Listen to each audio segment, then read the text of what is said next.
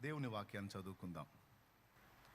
లూకా సువార్త 12వ అధ్యాయము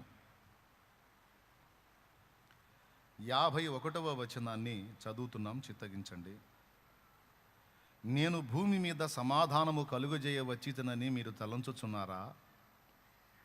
నేను భూమి మీద సమాధానము కలుగజేయ వచ్చితనని మీరు తలంచుచున్నారా? కాదు, భేదమునే కలుగజేయ వచ్చితనని మీతో చెప్పుచున్నాను.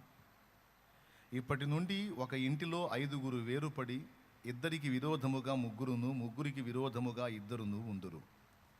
తండ్రి కుమారునికిని, కుమారుడు తండ్రికిని, తల్లి కుమార్తెకును, కుమార్తె తల్లికిని, అత్త కోడలికిని, కోడలు అత్తకును విరోధులుగా ఉందురని చెప్పాను. ప్రభునందు ప్రియులారా, మనం చదువుకున్న ఈ వాక్యం అక్షరార్థంగా ఉన్నట్టుగా చదివితే యేసు ప్రభు కొంచెం ఇబ్బందికర వ్యాఖ్య చేసినట్టు మనకు అనిపిస్తుంది. కొంతమంది మతోన్మాదులు ఈ మాటల్ని తీసుకొని యేసు ప్రభుని విమర్శించినటువంటి విషయాలు కూడా ఉన్నాయి. ఆయన మీద వీడియోస్ పెట్టారు, విమర్శలు చేశారు. యేసు ప్రభు తన నోటితో తానే ఏం చెప్పాడో చూడండి. భూమి మీద నేను సమాధానము కలుగజేయ వచ్చితనని మీరు తలంచుచున్నారా? కాదు, భేదమునే కలుగజేయ వచ్చితనని మీతో చెప్పుచున్నానని ఆయన అన్నాడు. ఆయన భేదాలు పెడతానన్నాడు, భేదాలు కలుగజేయడానికే వచ్చానన్నాడు. ఒక ఇంట్లో 5గురు, ఇద్దరికి విరోధంగా ముగ్గురు లెగుస్తారు, విభేదించుకుంటారు. అత్త కోడలికి, కోడలు అత్తకి, తల్లి కూతురికి, కూతురు తల్లికి శత్రువులు అవుతారు. ఒకళ్ళనొకళ్ళు వ్యతిరేకించుకుంటారు. ఈ కార్యం చేయడానికే నేను వచ్చాను అన్నట్టు యేసు ప్రభు మాట్లాడుతున్నాడు. ఇతను ఎలా దేవుడు అవుతాడు? ఈ తగాదలు పెట్టేవాడు, ఈ విధంగా గొడవ పెట్టేవాడు, అగ్ని వేసేవాడు, కుటుంబాల్లో చిచ్చులు పెట్టేవాడు, భూమి మీద భేదాన్ని కలుగజేయడానికి వచ్చానని డైరెక్ట్గా ఆయనే చెప్తే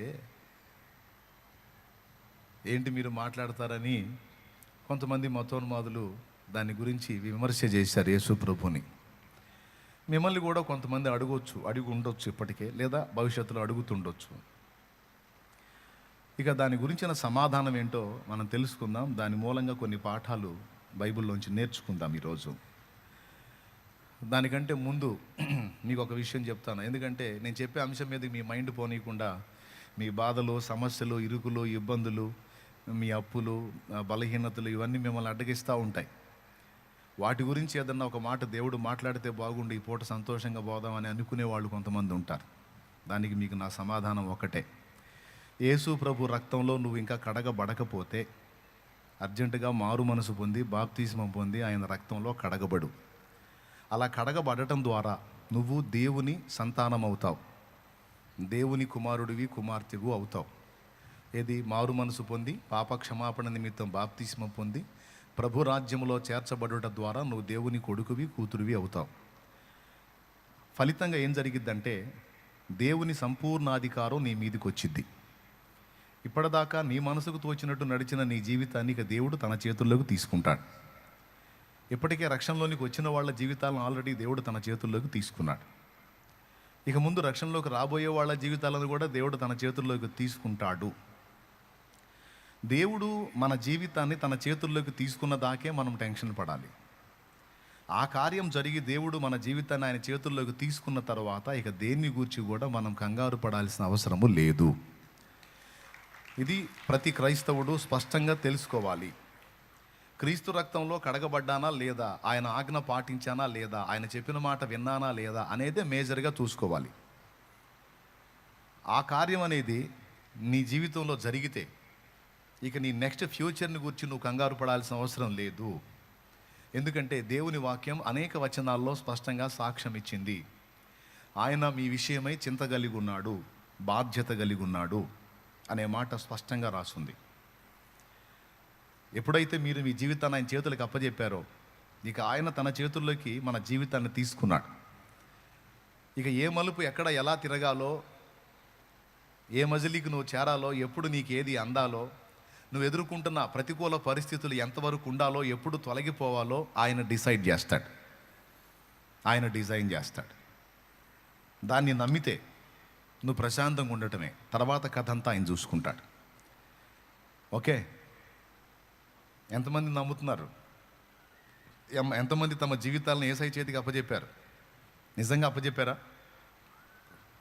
మీ జీవితాలనే కాదు, మీ పిల్లల జీవితాలని, మీ ఇంటివారి జీవితాన్ని ఆయన చేతికే అప్పచెప్పండి.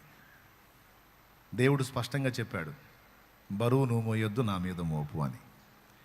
పేతురు రాసిన మొదటి పత్రిక 5వ అధ్యాయము 6-7 వచనాల్లో, దేవుడు తగిన సమయమందు మిమ్మల్ని హెచ్చించున్నట్లు ఆయన బలిష్టమైన చేతి క్రింద దీన మనస్కులై ఉండుడి. అంటే దేవుడు నన్ను మనల్ని హెచ్చించడానికి ఒక తగిన సమయం ఉందట. ఆ తగిన సమయం రేపే కావచ్చు, ఎల్లుండే కావచ్చు, ఇంకా 4 నెలలకు కావచ్చు, లేదా 10 నెలలకు కావచ్చు. సో దేవుడు నిర్ణయించిన నిర్ణయ కాలం ఒకటి ఉంటుందట. నువ్వు అనుకున్నప్పుడు కాదు, దేవుడు ఆయన అనుకున్నప్పుడు నిన్ను హెచ్చిస్తాడు. అది నీకు 4 గంటల ఫలం ఉంటుంది. దేవుడు ప్రతిదానికి ఒక సమయాన్ని నిర్ణయించాడు. దేవుడు మనలాగా తొందరపడి సాయంత్రం చేయాల్సింది పొద్దున చేయాల్సింది మధ్యరాత్రిలో చేసే రకం కాదు. అదంతా మనకు దడ ఎక్కువ. అన్నీ అయిపోవాలని ఆరాట పడతా ఉంటాం టెన్షన్గా. దేవుడు అట్లా చేయడు. దేవుడు ఏం చేసిన ఒక పద్ధతి ప్రకారం, ఒక సమయం ప్రకారం ప్రతిదీ చేస్తాడు. దేవుడు చేసేది వైనంగా ఉంటుంది. మనం చేసేవన్నీ మనకి తలనొప్పులు తెచ్చుకునేవిగా ఉంటాయి. కాబట్టి సాయంత్రం చేయాల్సింది సాయంత్రం చేస్తాడు, మధ్యాహ్నం చేయాల్సింది మధ్యాహ్నం చేస్తాడు, ఉదయం చేయాల్సింది ఉదయం చేస్తాడు, తెల్లవారుజాము చేయాల్సింది అప్పుడు చేస్తాడు. మన ఐడియాలజీ కన్నా మనకంటే దేవుని ఐడియాలజీ చాలా గొప్పది కదా. దాన్ని మనం దృష్టిలో పెట్టుకొని, దేవుని ఆలోచనలో నేను ఉన్నాను, ఆయన తలంపుల్లో నేను ఉన్నాను, నా లైఫ్ ఆయనకి అప్పచెప్పుకొని ఉన్నాను, నాకు టెన్షన్ అక్కర్లేదు అని నీ జీవితాన్ని ముందుకు కొనసాగించు. సైతానుగాడు ఎంత కుట్ర చేస్తాడంటే, వాడు దుర్మార్గుడు, ఈరోజే మనం సాగుపోయేటప్పుడు పరిస్థితి ఎట్టుంటుందో మన ఊహల్లోకి వచ్చేటట్టు చేస్తాడు. చచ్చేటప్పుడు మన ప్రాణం ఎట్టుపోయిద్దో ఊహల్లోకి వచ్చేటట్టు చేస్తాడు. మనం చచ్చినాక మన వాళ్ళ పరిస్థితి ఎట్టుంటుందో ఊహల్లోకి వచ్చేటట్టు చేస్తాడు. అర్థమైందా? వృద్ధాప్యంలో మన శరీరం ఏ విధంగా మార్పు చెందిద్దో మన ఊహల్లోకి వచ్చేటట్టు చేస్తాడు. మీలో ఎంతమందికి ఇట్లాంటి ఊహలు వస్తాయి, ఇలాంటి ఆలోచనలు వస్తాయి? చెప్పండి, చేతులు ఎత్తండి. అది చాలామంది చేతులు ఎత్తారు. ఏమండి, కొన్ని వ్యతిరేక పరిస్థితులు మన తలంపుల్లోకి తీసుకొచ్చి, ఏమండి ఇప్పుడు షుగర్ వచ్చింది అని రిపోర్ట్ వచ్చింది అనుకో, ఆ షుగర్ తర్వాత ఇంకేమేం జరగబోతుందో ఇక మొత్తం తలంపుల్లోకి తీసుకొస్తాడు వాడు. ఫలానా బలహీనత, కొంచెం బీపీ ఎక్కువ కనపడుతుంది అన్నారు అనుకో, ఇక బీపీ వల్ల ఏమేం జబ్బులు వస్తాయో మొత్తం మైండ్లో తీసుకొస్తాడు వాడు. అర్థమైంది? ఏ రోగం లేకపోయినా సరే రోగాలు ఉన్నోళ్ళని చూపించి, వాళ్ళు నీకంటే బాగున్నోళ్ళు ఇప్పుడు వాళ్ళు రోగులు అయ్యారు, నువ్వు మాత్రం కావని గ్యారెంటీ ఏందని వాడు ఆలోచనలో తెస్తాడు. అది ఆ ఫ్యామిలీ పచ్చగా ఉంది ఒకప్పుడు, ఇప్పుడు చూడు ఎట్లా అయిపోయిందో, నీ కుటుంబం అలా కాదని గ్యారెంటీ ఏంది అని తీసుకొస్తాడు వాడు. ఇట్లాంటి ఆలోచనలు సాతాను తెస్తాడు అనటానికి బైబిల్లో నిరూపణ ఉంది. ఏబు దగ్గరికి వాడు ఇలాంటి ఆలోచనలే తీసుకొచ్చాడు. మనల్ని మానసికంగా మనల్ని వేటాడటంలో మంచి పనోడు వాడు. మెంటల్ టార్చర్ అంటారే, మానసికంగా ఒత్తిడి గురి చేయటం, ఇబ్బంది పెట్టడం, అందులో మంచి నైపుణ్యం కలిగినోడు సైతాను, వాడి దెయ్యాలు. మనల్ని ఆ విధంగా చేయడాన్ని కుట్ర చేస్తారు. మన రక్షణానందాన్ని, దేవుని యందలి విశ్వాసాన్ని బట్టి మనం ఆయనలో కలిగి ఉండే ఆనందాన్ని మనకు దక్కకుండా చేయటానికి వాడు చేసే దుర్మార్గపు ఆలోచనలు, కుట్రలు, ఇవన్నీ. వీటన్నిటికీ విరుగుడు ఒక్కటే, విశ్వాసం. నేను నా దేవుని యందు విశ్వాసం ఉంచాను. నిన్నటికి నా దేవుడు నాకు తోడై ఉన్నాడు, నేటికి తోడై ఉన్నాడు, రేపటికి కూడా తోడై ఉంటాడు. నా ప్రతి ఘట్టములో ఆయనే తోడై ఉండి ఆయన చిత్త ప్రకారం నడిపిస్తాడు. ఒకవేళ శ్రమలు పొందాలి అనేది ఆయన చిత్తం అయితే దాన్ని నేను తప్పించుకోగలనా? ఆయన చిత్తమే సిద్ధించుగాక. ఓకే, కాబట్టి సాతానా పో, ఈరోజు సంగతి ఈరోజు ఆలోచించమన్నాడు. రేపటి గురించి విచారించొద్దని చెప్పాడు యేసయ్య. రేపటి గురించి విచారించొద్దని నా ప్రభు చెబితే నేను విచారిస్తే ఆయన మాట మీరి పాపం చేసిన దాన్ని పాపం చేసిన అవుతా కదా. కాబట్టి రేపటి గురించి నేను ఆలోచించనని తోసేయండి. ఎందుకంటే నువ్వు ఆలోచించావనుకో, దేవుడు ఆలోచించటం మానేస్తాడు. ప్లీజ్ మళ్ళీ చెప్తున్నా, నువ్వు ఒత్తిడి ప్రెజర్కి గురయ్యావు అనుకో, దేవుడు ఆలోచించటం మానేస్తాడు. నువ్వు దేవుని మీద విశ్వాసంతో వదిలేసావు అనుకో, అప్పుడు దేవుడు ఆలోచించడం మొదలు పెడతాడు. నిజం.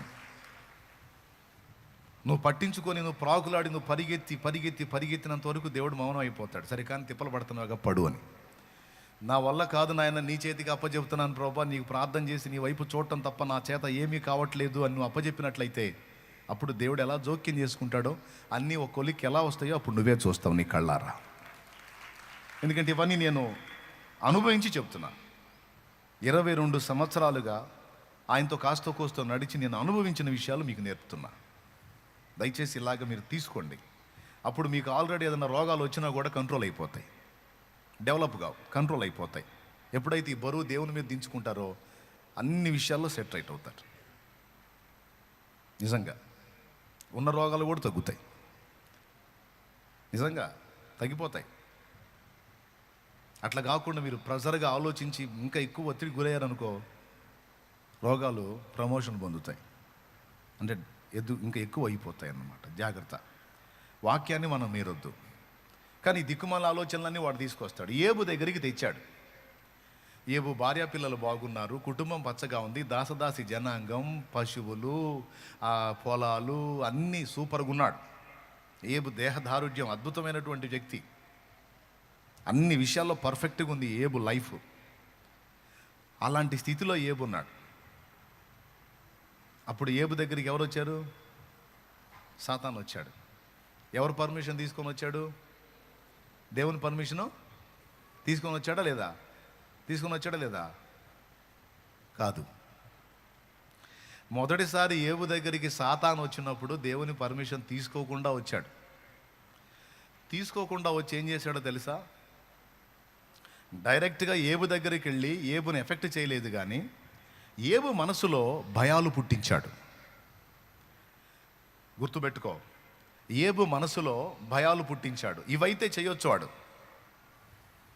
వాడు కంచె దాటి అవతలికి వెళ్ళకపోయినా కంచె యువతలుండే వాడు మన మనసుల్లో భయాలు పుట్టించే అవకాశం వాడికి ఉంది. నెగిటివ్ సిగ్నల్స్ని మన ఆలోచనల్లోకి పంపించే అవకాశం వాడికి ఉంది. అర్థమైందా? ఆ సిగ్నల్స్ని మనం తీసుకొని మనం వాడితో ఏకీభవించినప్పుడు మాత్రమే వాడు మన దగ్గరికి ఎంటర్ అవుతాడు. వాటిని వికర్షించామనుకో, వాటిని వ్యతిరేకించామనుకో, వాడు మన దగ్గర రావడానికి ఛాన్స్ ఉండదు. కానీ ఏబు ఏం చేశాడో తెలుసా? ఏబు చేసిన పెద్ద పొరపాటు అదే. వాడు ఇచ్చిన నెగిటివ్ థాట్స్ని, వ్యతిరేక ఆలోచనలని ఏబు తీసుకున్నాడు. బట్ ఏం లేదు, నీ భార్య చాలా బాగుంది, ఇప్పుడు నువ్వే ప్రాణంగా బ్రతుకుతుంది, నీకు పూర్తి విధేయురాలుగా ఉంది, ఈమె రివర్స్ అవుతుందేమో, కాదని గ్యారెంటీ ఏంటి? ఈరోజు నీ పిల్లలు 10 మంది పచ్చపచ్చగా ఉన్నారు, పండగ చేసుకుంటా ఉన్నారు రోజు, వాళ్ళు ఒక్కసారి చావరని గ్యారెంటీ ఏంది? ఏమో వాళ్ళకి ఏదైనా జరగొచ్చేమో. సింపుల్. నువ్వు రోడ్డు మీద నీ బిడ్డ బయలుదేరుతున్నాడు బైక్ తీసుకొని, వాడు రోడ్డు మీద బయలుదేరుతా ఉన్నాడు, నీ కళ్ళ ముందు వెళ్తా ఉన్నాడు, నీకు మనసులో థాట్ వచ్చింది ఏదో వద్దు, దిక్కుమాలిన ఆలోచన, వాడికి ఏమన్నా అయిద్దేమో, తగిలిద్దేమో అని జాగ్రత్త చెబుతావు లేదా? రే చిన్నగా పో, జాగ్రత్తగా పో, మెల్లగా పో అని చెబుతావు లేదా? ఎందుకు చెబుతున్నావు? డౌటు. వాడికి ఏమన్నా అయిద్దేమో, వాడికి ఏమైనా తగిలిద్దేమో, ఏమైనా జరుగుతుందేమో, ఎదురు వార్త వచ్చిద్దో అని. ఎందుకు? చాలామంది అవి ఫేస్ చేస్తున్నారు కనుక నేను కూడా అది ఫేస్ చేస్తానేమో అనే డౌట్తో నువ్వు ముందుగానే గిల్టీ ఫీల్ అవుతావు. ఎంతమందికి ఉంది ఇట్లా? ఎంతమందికి ఉంటుంది ఇలా? నాకు తెలిసి దాదాపు అందరికి ఉంటుంది. కొంతమంది చేతులు ఎత్తట్లా అర్థం కాక. దాదాపు అందరి ఫీలింగ్స్ ఇవే. స్తోత్రం. పెద్దగా చెప్పండి. అవునా కదా? రైట్. ఉంటాయి తప్పకుండా అలాంటి ఆలోచన. నీకు వచ్చినప్పుడు నువ్వేం చేస్తావు? నాకు వచ్చినప్పుడు నేనేం చేస్తానంటే, నేను ఆలోచించి కంగారు పడి ఏం చేస్తున్నావు? దేవుడు నిర్ణయించింది ఎవడు తప్పిస్తాడు? ఆయన చిత్తం. కాపాడిన ఆయనే, అప్పచెప్పిన ఆయనే, ఆయనకే అప్పచెబుతాను, వదిలేస్తాను.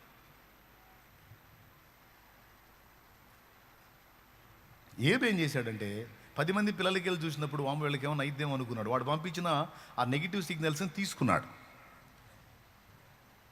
అట్లా ఏబుని ప్రిపేర్ చేసి అప్పుడు పోయాడు సాతాను దేవుడి దగ్గరికి. అర్థమైందా? ఏబు మంచి భక్తిపరుడే, యథార్థవంతుడే, న్యాయవంతుడే, యెహోవా యందు భయభక్తులు కలిగి చెడుతనం విసర్జించిన వాడే, కానీ రేపటి విషయంలో నిన్ను నమ్మట్లేదు. తన రేపటిని గూర్చి అతని ఆలోచనలన్నీ వ్యతిరేకంగా ఉన్నాయి. నాకు కొద్దిగా సంధించాడు, నువ్వు ఛాన్స్ ఇస్తే ఓ చూపు చూస్తా. చివరికి ఏబు ఏవేవైతే సాతాను ఆలోచనలను తీసుకొని వ్యతిరేకంగా అనుకున్నాడు అవన్నీ జరిగినాయి, మొత్తం జరిగినాయి. అది ఏబే చెప్పాడు. ఏబు గ్రంథము 3వ అధ్యాయము 25వ వచనంలో ఏబే చెప్పాడు.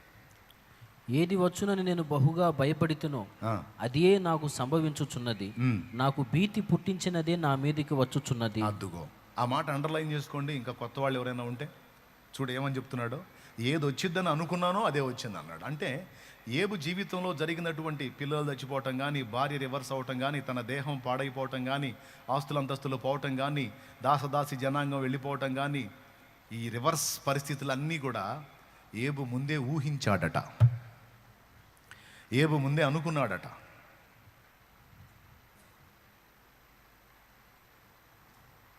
మీరు ఎప్పుడైనా ఆలోచించారా ఈ ఒక్క మాట గురించి? అలా వ్యతిరేకంగా ఆలోచించిన కారణం చేత ఏబుకు అలాంటి పరిస్థితులు రప్పించాల్సి వచ్చింది దేవుడు. ఆ మాట ఏబే చెప్తున్నాడు. ఏది వచ్చిద్దని నేను బహుగా భయపడ్డానో అదే నాకు వచ్చింది. అట్లా ఎందుకు అనుకున్నావు ఏబు? అట్లా ఎందుకు ఆలోచించావు? ఏం చేద్దాం, నా కర్మగాలి అలాంటి ఆలోచనలు, దిక్కుమాల ఆలోచనలన్నీ నాకు వచ్చినాయని జరిగినాయి. కొంతమంది ఫ్యామిలీ మెంబర్స్తో మాట్లాడతారు, ఇట్లా అయిద్దని నాకు ముందు నుంచి అనిపిస్తూ ఉంది, నాకు అట్లాంటి ఆలోచన నిజంగానే వచ్చింది, నిజంగా 3 రోజుల నుంచి వచ్చిన ఏందో మనసు ఒకటే అనిపిస్తుంది, టైద్ది అని అనిపిస్తుంది, అయ్యింది అని చెప్పి. ఆడవాళ్ళు కొంతమంది జెంట్స్ కూడా, నాకెందుకు 3 రోజుల నుంచి ఇట్నే అనిపిస్తుంది, ఎందుకు నాకు పదే ఎట్టే ఆలోచన వచ్చింది, నిజంగా అదే జరిగింది, ఏందో వింతగా. సాతాను మన మనసులోకి నెగిటివ్ థాట్స్ని తీసుకొచ్చినప్పుడు, వ్యతిరేక ఫలితాలను కూర్చున్న ఆలోచన తెచ్చినప్పుడు, విశ్వాసం అనే డాలుతో దాన్ని ఎదిరించాలి. అర్థమైందా? దేంతో ఎదిరించాలి? విశ్వాసం అనే డాలుతో. ఎట్లా ఉండాలి విశ్వాసము? ఇలాంటి తలంపులు వాడు తీసుకొచ్చినప్పుడు ఏబు చెప్పేది ఉండే, నా అంతటా నేను ఇలా ఉన్నానా, నా భార్య నాకు ఇలా లభించిందా, నా పిల్లలు నాకు ఇలా లభించారా, అన్నీ నా దేవుడిచ్చాడు, ఉంచిన ఆయన తీసిన ఆయనకే స్తోత్రం, ఏమైనా నేనేం భయపడను, నా దేవుడు నాకు తోడై ఉన్నాడు అని ఒక్క మాట అనుకుంటే సాతానుకు సందు దొరకకుండా ఉండే. కానీ భయం భయం భయం భయం భయం మనిషికి మనశ్శాంతి కోల్పోయాడు. చివరికి అదే జరిగింది. విశ్వాసం ఏమంటది? కాపాడినావు ఇంతకాలము, కాపాడెదవు ఇక ముందు కాలము. చెప్పండి, ఇప్పుడు దాకా నిన్ను కాపాడుకుంది ఎవరు? ఎంతమంది ఒప్పుకుంటారు దేవుడే కాపాడుకొచ్చాడన్న అన్నోళ్ళు చేతులు ఎత్తండి. ఆయన కాపాడకపోతే నువ్వేడ బతుకున్నావు? ఆ యాక్సిడెంట్లో నా కరెంటు పట్టుకున్నప్పుడు ఎప్పుడూ పోయేదాన్ని. కానీ ఎన్నో అపాయాల్లోంచి నిన్ను కాపాడుకుంటూ వచ్చి పట్టాడు అన్నం పెట్టి ఈరోజు బతకనిచ్చింది ఎవరు? ఇప్పుడు చెప్పు, దేవుడి దేవల్ల నేను ఇంకా బతుకున్నా, లేకపోతే ఎప్పుడో నా టికెట్ అయిపోయేది. రైట్, అందరూ ఒప్పుకుంటారు. ఇప్పటిదాకా నిన్ను కాపాడిన వాడే ఇక ముందు కాపాడగలడు. ఆయన దేనికైనా నిన్ను అప్పజెప్పదలుచుకుంటే దాన్ని ఆపే దమ్ము ఎవడుకుంది? కాబట్టి నా ప్రభు చిత్తమే జరుగును గాక. ఆమేన్. కాబట్టి నువ్వెందుకు కంగారు పడాలి? ఆయన నన్ను దేనికైనా అప్పజెప్పాడంటే అనవసరంగా అప్పజెప్పాడు. దేనికైనా అప్పజెప్పాడంటే దానికి 4 లాభం నాకుంటేనే అప్పచెబుతాడు. నా తండ్రి ఏది చేసినా నా మేలుకే 100% చేస్తాడు, నా ప్రయోజనం కోసం చేస్తాడు, కానీ నా కీడును కోరేవాడు కాదు అనే విశ్వాసం ఉండాలి కదా. ఇప్పుడు పాడండి అందరూ. కాపాడినావు కాపాడెదవు, కాపాడినావు ఇంతకాలము, కాపాడెదవు ఇక ముందు కాలము, నిన్ను మరువనయ్యా నా జీవితాంతము,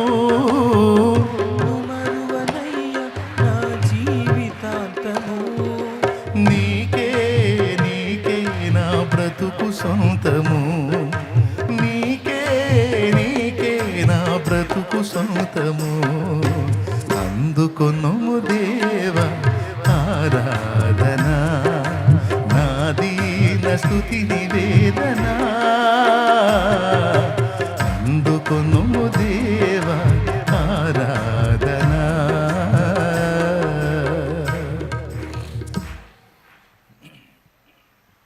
దరిద్రపు ఆలోచనలు వాడు తెస్తే సైతానా పో అని గద్దించి, ఇది కాదురా ఇంకా బెటర్ లైఫ్ ఇవ్వబోతున్నాడు నాకు దేవుడు అను. ఇంకా బెస్ట్ లైఫ్ ఇవ్వబోతున్నాడు నా దేవుడు నాకు. ఈ అవమానాలన్నీ నాకు ఆనందాలుగా మార్చబోతున్నాడు. ఈ ఇబ్బందులన్నీ నాకు సమృద్ధి కలగటానికి కారణంగా నా దేవుడు చేయబోతున్నాడు. నా చెయ్యి పట్టుకుంది ఎవరు అనుకున్నావు? సృష్టికర్త. లేని వాటిని ఉన్నట్టే పిలుచువాడు, ఉన్న వాటిని లేనట్టు చేయువాడు నా దేవుడు. సృష్టికర్త, సార్వభౌముడు, విశ్వానికి చక్రవర్తి. మా నాన్నకు తెలియకుండా ఏది జరగదో. తెలిసి మా నాన్న ఏదన్నా చేశాడంటే నా మేలుకే. ఎందుకంటే పోయిన వారం చెప్పే మా నాన్న 100% నన్ను లవ్ చేస్తున్నాడు, ప్రేమిస్తున్నాడు. మా నాన్న నేనంటే మా నాన్నకి ప్రాణం పెట్టే అంత ఇష్టం, చచ్చిపోయే అంత ఇష్టం మా నాన్నకి. అంత ప్రేమించే మా తండ్రి నాకెందుకు కీడు చేస్తాడా? ఆ కీడు వెనక కూడా నేను ఊహించని మేలేదో నాకు దాచి ఉంచుతాడు. దీన్ని విశ్వాసం అంటారు. ఈ విశ్వాసం అనే డాలుతో ఆ దుష్టుడు వేసే అగ్ని బాణాలు ఎదిరించాలి. లేకపోతే ఆ దిక్కుమాలిన ఆలోచనలు, ఆ దరిద్రగొట్ట ఆలోచనలు సైతాన్ గారు తీసుకొచ్చి ఇప్పటికే నీ పరిస్థితి ఇట్ట అయిపోయింది, ఇంకా రాబోతున్న రోజులు ఇంకా దిగజారిపోయే ఛాన్స్ ఉంది, ఇంకా తేడాపడే ఛాన్స్ ఉంది, ఇంకేమైపోయిద్దో ఏమో, ఇప్పటికి ఎట్టుంది, రేపు ఏందో, నీ పిల్లల గతి ఏందో, అదేందో ఇదేందంటే, అవును సాతానా, నిజమే సాతానా, నిజంగా నాకేం అర్థం కావట్లేదు సాతానా అంటే మెంటల్ హాస్పిటల్ తీసుకెళ్ళి నిద్ర మాత్రలు ఇప్పిస్తారు. చివరికి అదే జరిగేది. అందుకే బరువు నీ నెత్తిన పెట్టుకో. దేవుని నెత్తిన పెట్టాలి బరువు. ఆయన చెప్పాడు, ఆయన మిమ్మల్ని గూర్చి చింతించుచున్నాడు కనుక మీ చింత యావత్తు మీ నెత్తిన పెట్టుకుని అన్నాడా? చూడు ఏముందో చూడ, వచనం చదువు. పేతురు రాసిన మొదటి పత్రిక 5వ అధ్యాయం 6-7 వచనాలు. తగిన కాలమందు దేవుడు మిమ్మను హెచ్చించున్నట్లు ఆయన బలీయమైన చేతి కింద దీన మనస్కులై ఉండండి. తర్వాత ఆయన మిమ్మల్ని గూర్చి చింతించుచున్నాడు కనుక. ఎంత బంగారు మాట అండి అది. అసలు ఆయన నిన్ను గురించి చింత కలిగి ఉన్నాడు. ఆయన మిమ్మల్ని గురించి చింతించుచున్నాడు కనుక మీ చింత యావత్తు ఆయన మీద వెయ్యుడి. ఆయన వెయ్యమన్నది వెయ్యకపోతే పాపమా కాదా? ఆయన చెయ్యమన్నది చెయ్యకపోతే పాపం. ఆయన వెయ్యమన్న చింత మన ఎత్తున కాకుండా ఆయన మీద వెయ్యకపోతే పాపం. కాబట్టి నీకు దిక్కుమాల ఆలోచనలు వచ్చినప్పుడల్లా, అమ్మో ఈ ఆలోచన నా నెత్తిన పెట్టుకున్నానంటే దేవుడు కోపడతాడు, అది పాపమైంది. ఈ ఆలోచనలన్నీ దేవా నీకే అప్పచెప్తున్నా. నాకు నువ్వు ఉన్నావు. ఎవరున్నారు? నాకు నువ్వు. ఆశలు అడుగంటి వేసారిన బ్రతుకులకు ఆత్మీయత కరువై అలమటించు వారికి. ఆశలు అడుగంటి వేసారిన బ్రతుకులకు ఆత్మీయత కరువై అలమటించు వారికి ఉన్నదా ఆశలు తీర్చు తీరం, ఉన్నదా ఆత్మీయతలకు నిలయం, ఉన్నదా ఆశలు తీర్చు తీరం, ఉన్నదా ఆత్మీయతలకు నిలయం. నీవే లేకపోతే నేనేమయ్యుందును దేవా, నీవే లేకపోతే నేనేమయ్యుందును దేవా. ఉన్నావు నాకై ఇమ్మానుయేలుగా, ఉంటావు తోడై యెహోవా షమ్మాగా. ఉన్నావు నాకై ఇమ్మానుయేలుగా, ఉంటావు తోడై యెహోవా షమ్మాగా. ఎవరున్నారని ఎప్పుడుంటారని చితికిన బ్రతుకున ఆశ్రయమెవరని. ఎవరున్నారని ఎప్పుడుంటారని చితికిన బ్రతుకున ఆశ్రయమెవరని. నీవే లేకపోతే నేనేమయ్యుందును దేవా, నీవే లేకపోతే నేనేమయ్యుందును దేవా. ఉన్నావు నాకై ఇమ్మానుయేలుగా, ఉంటావు తోడై యెహోవా షమ్మాగా. స్తోత్రం. ఇలా పాడుకొని ఏసైకి అప్పచెప్పాలా అంతేనా? లేదా జుట్టు బీక్కుంటారా? ఏమమ్మా ఎన్నిసార్లు చెప్పాలి? ఇదే ఆలోచన గుర్తుపెట్టుకోండి. అనవసరంగా పిచ్చి పిచ్చి ఆలోచనలు చేయదు. నా పిల్లల ఫ్యూచర్ ఎలా ఉంటుందో, వాళ్ళ బ్రతికి ఎలా ఉంటుందో, నేను ఎలా ఉంటానో, నా ఫ్యూచర్ ఎలా ఉంటుందో, నా స్టడీస్ ఎలా ఉంటాయో, నాకు జాబ్ వచ్చిద్దో రాదో, నాకు పెళ్ళి అయిద్దో కాదో. అమ్మ, నిన్నంటూ పుట్టించినోడు నీకు పెళ్లి చేయాలని డిసైడ్ చేస్తే నిన్ను చేసుకునేవాడిని కూడా ఏడో చోట పుట్టించే ఉంటాడు. మనం ఏం దిగులు పడద్దు. తగిన కాలం ముందు తప్పకుండా అది నీ ముందుకు వచ్చి, దాని గురించి నువ్వేమి కంగారు పడాల్సిన అవసరం లేదే. తల్లి గర్భంలో నిన్ను పుట్టించినప్పుడు నువ్వు భూమి మీదకి రాకమునిపే నీ కడుపు ఆకలి తీర్చడానికి నీకు పాలనిచ్చిన దేవుడు, అమ్మ ద్వారా నీకు పాలనిచ్చి నీ ఆహారాన్ని ముందే రెడీ చేసిన దేవుడు, నీకు అన్నీ ముందుగానే సిద్ధపరిచిన దేవుడు. మిగిలిన కార్యాలు చేయడా? కాబట్టి అవిశ్వాసులైన వారు, అన్యజనులైన వారు వీటి గురించి విచారిస్తారు. కానీ మీరు నా పిల్లలు గనక, వాస్తవం మీకు తెలుసు గనక, మీ జీవితాలు నా చేతుల్లో ఉన్నాయి గనక, నా సురక్షితమైన రెక్కల నీడలో మీరు ఉన్నారు గనక భయపడవద్దు,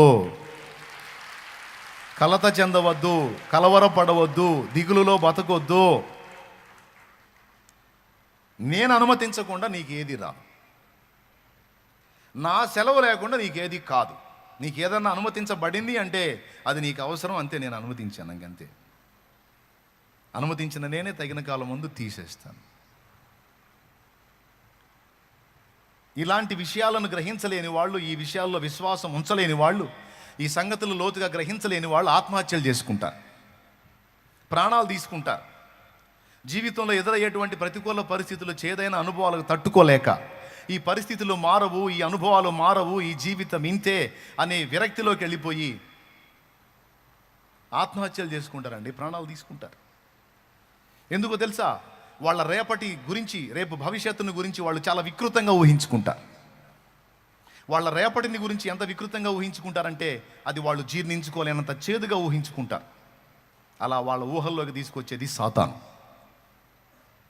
అలా వాళ్ళ ఆలోచనలో తీసుకొచ్చేది దయ్యం, దురాత్మ. ఇప్పటికే పరిస్థితులు ఇంత దారుణంగా ఉన్నాయంటే ఇక నెక్స్ట్ పరిస్థితులు ఇంకెంత దరిద్రంగా ఉండబోతున్నాయో ఊహించు. ఇంకా చాలా దారుణాలు చూడబోతున్నావు నువ్వు. ఇప్పటికే చాలా అవమానాలు పొందావు, ఇంకా పొందబోతున్నావు. ఈ పరిస్థితులు మారవు, ఈ పరిస్థితులు మారవు, ఈ పరిస్థితులు మారవు. నిన్నెవరు అర్థం చేసుకోరు, నిన్నెవరు ప్రేమించరు, నిన్నెవరు పట్టించుకోరు. నీ జీవితం అంధకారమయం. ఈ దరిద్రం, ఈ బాధ, ఇవన్నీ అనుభవించడం కంటే ఒక్కసారి కళ్ళు మూసుకొని 5 నిమిషాలు కళ్ళు మూసుకున్నావంటే అయిపోద్ది. నా మాట విను. చచ్చిపో, చచ్చిపో, చచ్చిపో, చచ్చిపో, చచ్చిపో, చావు, చచ్చిపో, చచ్చిపో. 5 నిమిషాలు కళ్ళు మూసుకో. 5 నిమిషాలు చాలు, 5 నిమిషాలు చాలు. ఈ బాధలేవి ఉండవు, ఈ వేదనలేవి ఉండవు, ఈ ఆలోచనలేవి ఉండవు, ఈ ఒత్తిళ్ళేవి ఉండవు.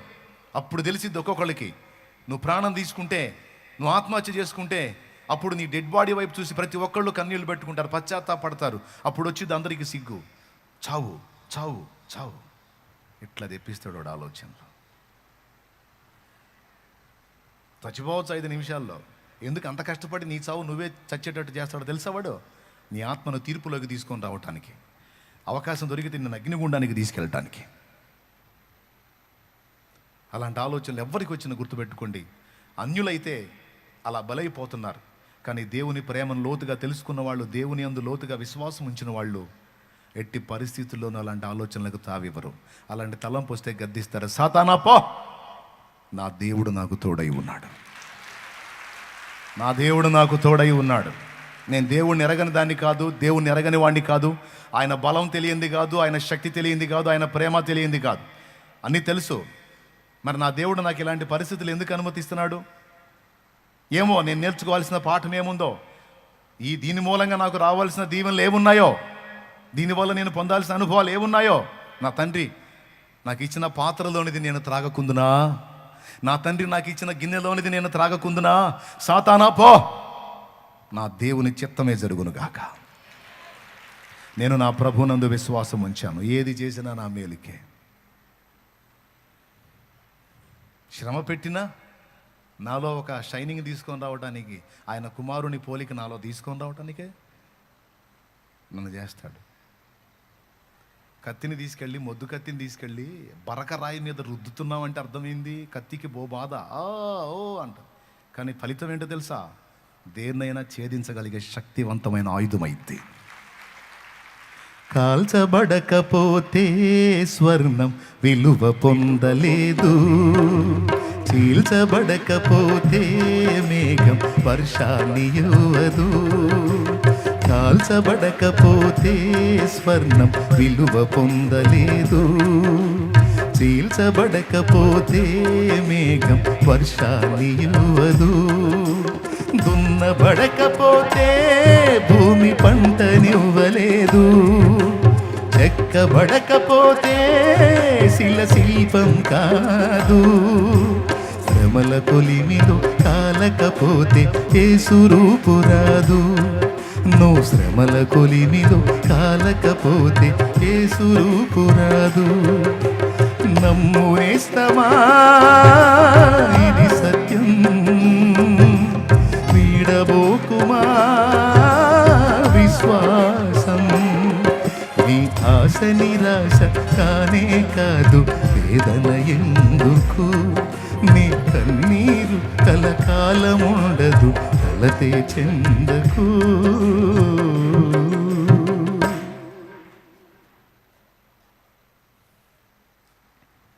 ఎంతమంది ఒప్పుకుంటారు? వదులుతారా విశ్వాసం? ఎట్టి పరిస్థితుల్లో వదలొద్దు, ఓకేనా? కొంతమంది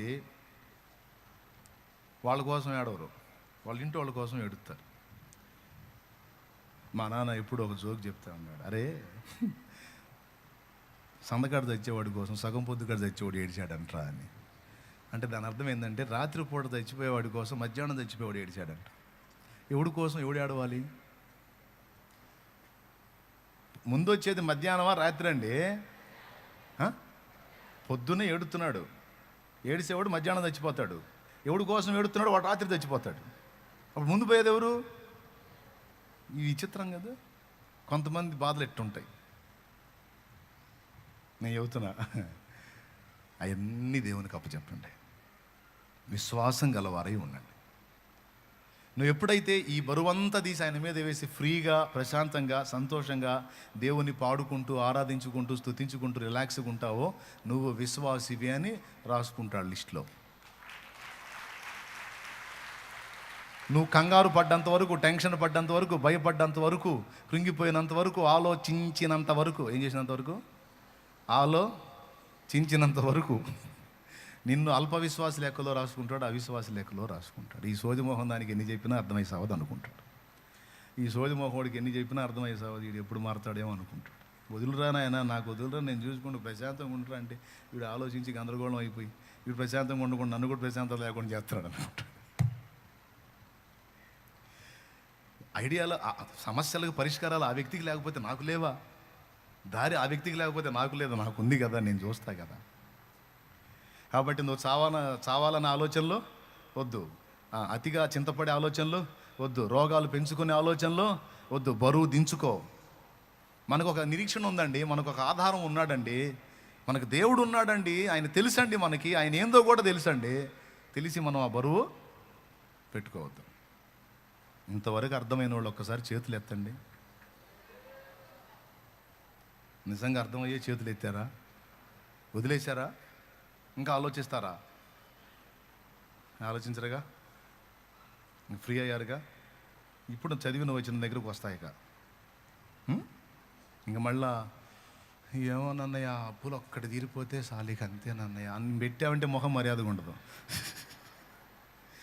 అది తీరేనాడు తీరదు, దేవుడు తీరుస్తాడు, ఏదో దారి చూపిస్తాడు దేవుడు. ఏమనన్నయ్య నువ్వు ఎన్ని చెప్పినా దరిద్రుడు మారతాడంటావా? నాకైతే నమ్మకం పుట్టట్లేదన్నయ్య, చండాలు పొడి అసలు మారడన్నయ్య అనవాకు. అంతకాడే చండాలు పొడే మారిపోయారు. దేవునికి మహిమ. మారకపోతే మంచానేసైనా మార్చుకుంటాడు. నీకెందుకు? మామూలుగా మారినోడు మంచంలో అయినా మారతాడు. వదిలే, అప్పచెప్పు దేవునికి. ఏందంత ముందు నా కోసం తెగ చెప్పేదాని ఏది చెప్పట్లేదు. ఏంటంటే మన శాలేమన్న ఒక మాట చెప్పాడు, మామూలుగా మారినోడిని మంచానేసైనా మార్చుకుంటాడంట. నేను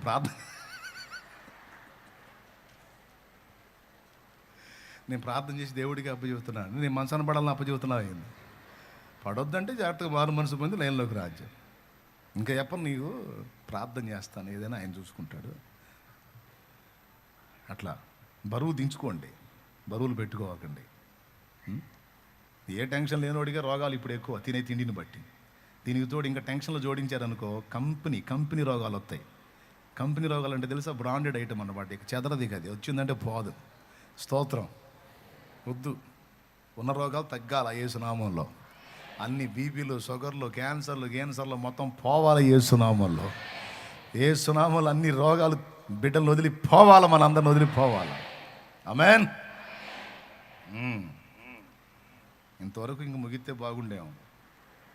ప్రశాంతంగా పోతారు ఇంటికి. అబ్బాయి స్తోత్రం ప్రభు అనుకుంటా. ఏమండి, ఒక అంశం ఒకటి మంచి చెప్పాలి మీకు, అందుకని నేను ఈ మాట ఎత్తుకున్నాను. యేసు ప్రభు, నేను భూమి మీద సమాధానము కలుగజేయవచ్చితనని మీరు తలంచకుడి, నేను భేదాన్నే కలగజేయవచ్చాను కానీ సమాధానాన్ని కలగ చేయడానికి రాలేదని చెప్పాడు. ఈ మాట మొదటిసారి చదివినప్పుడు డౌట్ వచ్చింది నాకు. భేదాన్ని కలుగజేస్తానంటున్నాడు ఏంది? దేవుడు సమాధానాన్ని కర్త అని ఉంది కదా. బైబిల్లో క్లియర్గా రాసుంది, దేవుడు సమాధానమునికే కర్త కానీ అల్లరికి కర్తగాడని. ఎక్కడ రాసుంది? పరిశుద్ధుల సంఘములన్నిటిలో దేవుడు సమాధానమునికే కర్త కానీ అల్లరికి కొరింథీ సంఘానికి రాశాడు. తర్వాత యేసు ప్రభుకున్న బిరుదనామాల్లో ఒకటి సమాధానకర్త, ఆశ్చర్యకరుడు, ఆలోచనకర్త, నిత్యుడగు తండ్రి, సమాధానకర్తయగు అధిపతి. ఆయనకున్న పేర్లలో ఒక పేరు షాలేము రాజు. షాలేము రాజు అంటే నీతికి రాజు, సమాధానమునకు రాజు. ఇట్లాగా మొత్తం సెర్చ్ చేసుకుంటా పోతే దేవుడు సమాధానకర్తే కనపడతాడు. సమాధానానికి కర్త, సమాధానానికి అధిపతి, సమాధానానికి రాజు అని దేవుడు మనకి అలా ప్రత్యక్షమవుతాడు. కానీ ఇక్కడ వచ్చి ఏమంటున్నాడంటే, నేను భూమి మీద సమాధానం కలగజేయడానికి రాలేదు, భేదాన్ని కలగజేయడానికి వచ్చాను అన్నాడు. అంటే ఎలా భేదాన్ని కలగజేస్తాడు, ఎందుకు అలా అయ్యిద్ది అన్న ఒక ప్రశ్నకి సమాధానం మనం వెతుక్కొని ప్రార్థన చేసుకుందాం. సింపుల్గా సంతోషంతో స్తోత్రం చెప్పండి. ముదిరిపోయారు మీరు. సరే, భేదాన్ని ఎందుకు కలగజేయవచ్చి తిని అన్నాడంటే, భూమి మీద అసత్యము నిండి అసత్యము ప్రబలి ఉంది. బాగా వినండి. సత్యము ఇంటూ పరిశుభ్రత ఇంటూ న్యాయం ఇంటూ వ్యతిరేక పదాలు. చిన్నప్పుడు మనం చదువుకున్నప్పుడు వ్యతిరేక పదాలు రాసాం, గుర్తుంది కదా. ప్రకృతి వికృతులు, అలాగే వ్యతిరేక పదాలు, ఇవన్నీ మనం చిన్నప్పుడు రాసుకున్నాం. వాటిల్లో వ్యతిరేక పదాల్లో ఒకటి సమాధానం, అసమాధానం. ఓకేనా? రైట్. సత్యం ఇంటూ నీతి ఇంటూ. ఇప్పుడు లోకం మీద అంతా అసత్యం ప్రబలి ఉంది. మనుషులంతా అంధకారంలో, అసత్యంలో, సాతాను చేసినటువంటి మోసంలో బతుకుతున్నారు. అలాంటి పరిస్థితుల్లో ఉన్న సమాజంలోనికి దేవుడు ప్రభు ఎలా వచ్చాడంటే సత్యమై వచ్చాడు. ఈ సత్యం ఒక్కొక్క మనిషిని వెలిగించడం మొదలుపెట్టింది.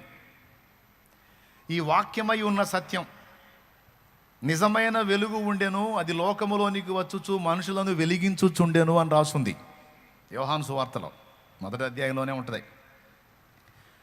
ఈ సత్యమన్నా ఆయనే, వాక్యమన్నా ఆయనే, వెలుగన్నా ఆయనే, జీవమన్నా ఆయనే, మార్గమన్నా ఆయనే. ఇవన్నీ యేసు ప్రభు తానే అయి చెప్పాడు. నేనే మార్గమును, సత్యమును, జీవమును, నేను లోకమునకు వెలుగునై ఉన్నాను, నేనే జీవాహారమును అని చెప్పి అనేక విషయాలు, నేను వాక్యమునని కూడా ఆయన తన గురించి ఆయన రాయించుకున్నాడు. ఆది యందు వాక్యం ఉండెను, వాక్యం దేవుని యొద్ద ఉండెను, వాక్యము దేవుడై ఉండెను. 14 ఆ వాక్యము శరీరధారి అయి కృపా సత్య సంపూర్ణుడుగా మన మధ్య నివసించెను. ఈ విధంగా చెప్పుకుంటా పోతే ఆయనే వాక్యం, ఆయనే మార్గం, ఆయనే సత్యం, ఆయనే జీవం, ఆయనే నిజమైన వెలుగు. ఓ ఫ్యామిలీ ఉందండి. ఆ ఫ్యామిలీలో కుటుంబ సభ్యులు ఒక 6 ఉన్నారనుకుందాం. 6లో ఒక వ్యక్తికి ఈ వెలుగు దర్శనం ఇచ్చింది, ఈ సత్యం బోధపడింది. మిగిలిన వాళ్ళంతా అసత్యంలో ఉన్నారు. ఈ ఒక్క వ్యక్తి మనోనేత్రాలు మాత్రం వెలిగించబడ్డాయి. ఈ ఒక్క వ్యక్తి మనోనేత్రాలు వెలిగించబడక ముందు ఆ మిగిలిన వాళ్ళు చేసింది, ఇతను చేసింది ఒకటే. ఆ మిగిలిన వాళ్ళతో ఏకీభవించాడు, వాళ్ళు చేసేవన్నీ ఇతను కూడా చేశాడు. కానీ ఎప్పుడైతే ఈ సత్యము, ఈ వాక్యము, ఈ వెలుగు వీడిని దర్శించి ఇతడి మనోనేత్రాలు వెలిగించిందో అప్పుడు వీడికి మైండ్ పనిచేయటం మొదలుపెట్టింది. స్తోత్రం. అప్పటిదాకా వాళ్ళతో కలిసి 2 ఏళ్ళు 3, 2 ఏళ్ళు 3, 2 ఏళ్ళు 3 అని పాఠాలు చదివినోడు దేవుడు దర్శించి మనోనేత్రాలు వెలిగించి సత్యజ్యోతి వీనిలో ప్రకాశించిన తర్వాత వీనికి విషయం అర్థమైంది. 2 ఏళ్ళు 3 కాదు 4 అని. స్తోత్రం. ఇక అప్పుడు ఇంట్లో చెప్పటం మొదలు పెడతాడు. ఏమని? అమ్మా, నానా, అన్నా, అక్క, ఇప్పటిదాకా మనం 2 ఏళ్ళు 3 అనుకున్నాం. సత్యం నాకు బోధపడింది 2 ఏళ్ళు 3 కాదు 2 ఏళ్ళు 4 అని లెక్క చెబుతాడు. లెక్క చెప్పినప్పుడు మరి ఆల్రెడీ అసత్యంలో ఉన్నారు కదా వాళ్ళు. ఇప్పుడు వీడికి ఏమొచ్చింది? సత్యం తెలిసింది. వాళ్ళు ఎందులో ఉన్నారు? ఇప్పుడు ఏమైంది? ఇక ఏం చెప్తాడు? 2 ఏళ్ళు 3 కాదు 4 అని అంటుంటాడు.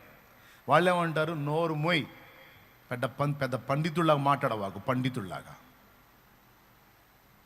ఏం తెలుసురా నీకు? మా ముత్తాత చెప్పాడు 2 ఏళ్ళు 3 అని, మా తాత చెప్పాడు 2 ఏళ్ళు 3 అని, నేను చెబుతున్నా 2 ఏళ్ళు 3 అని.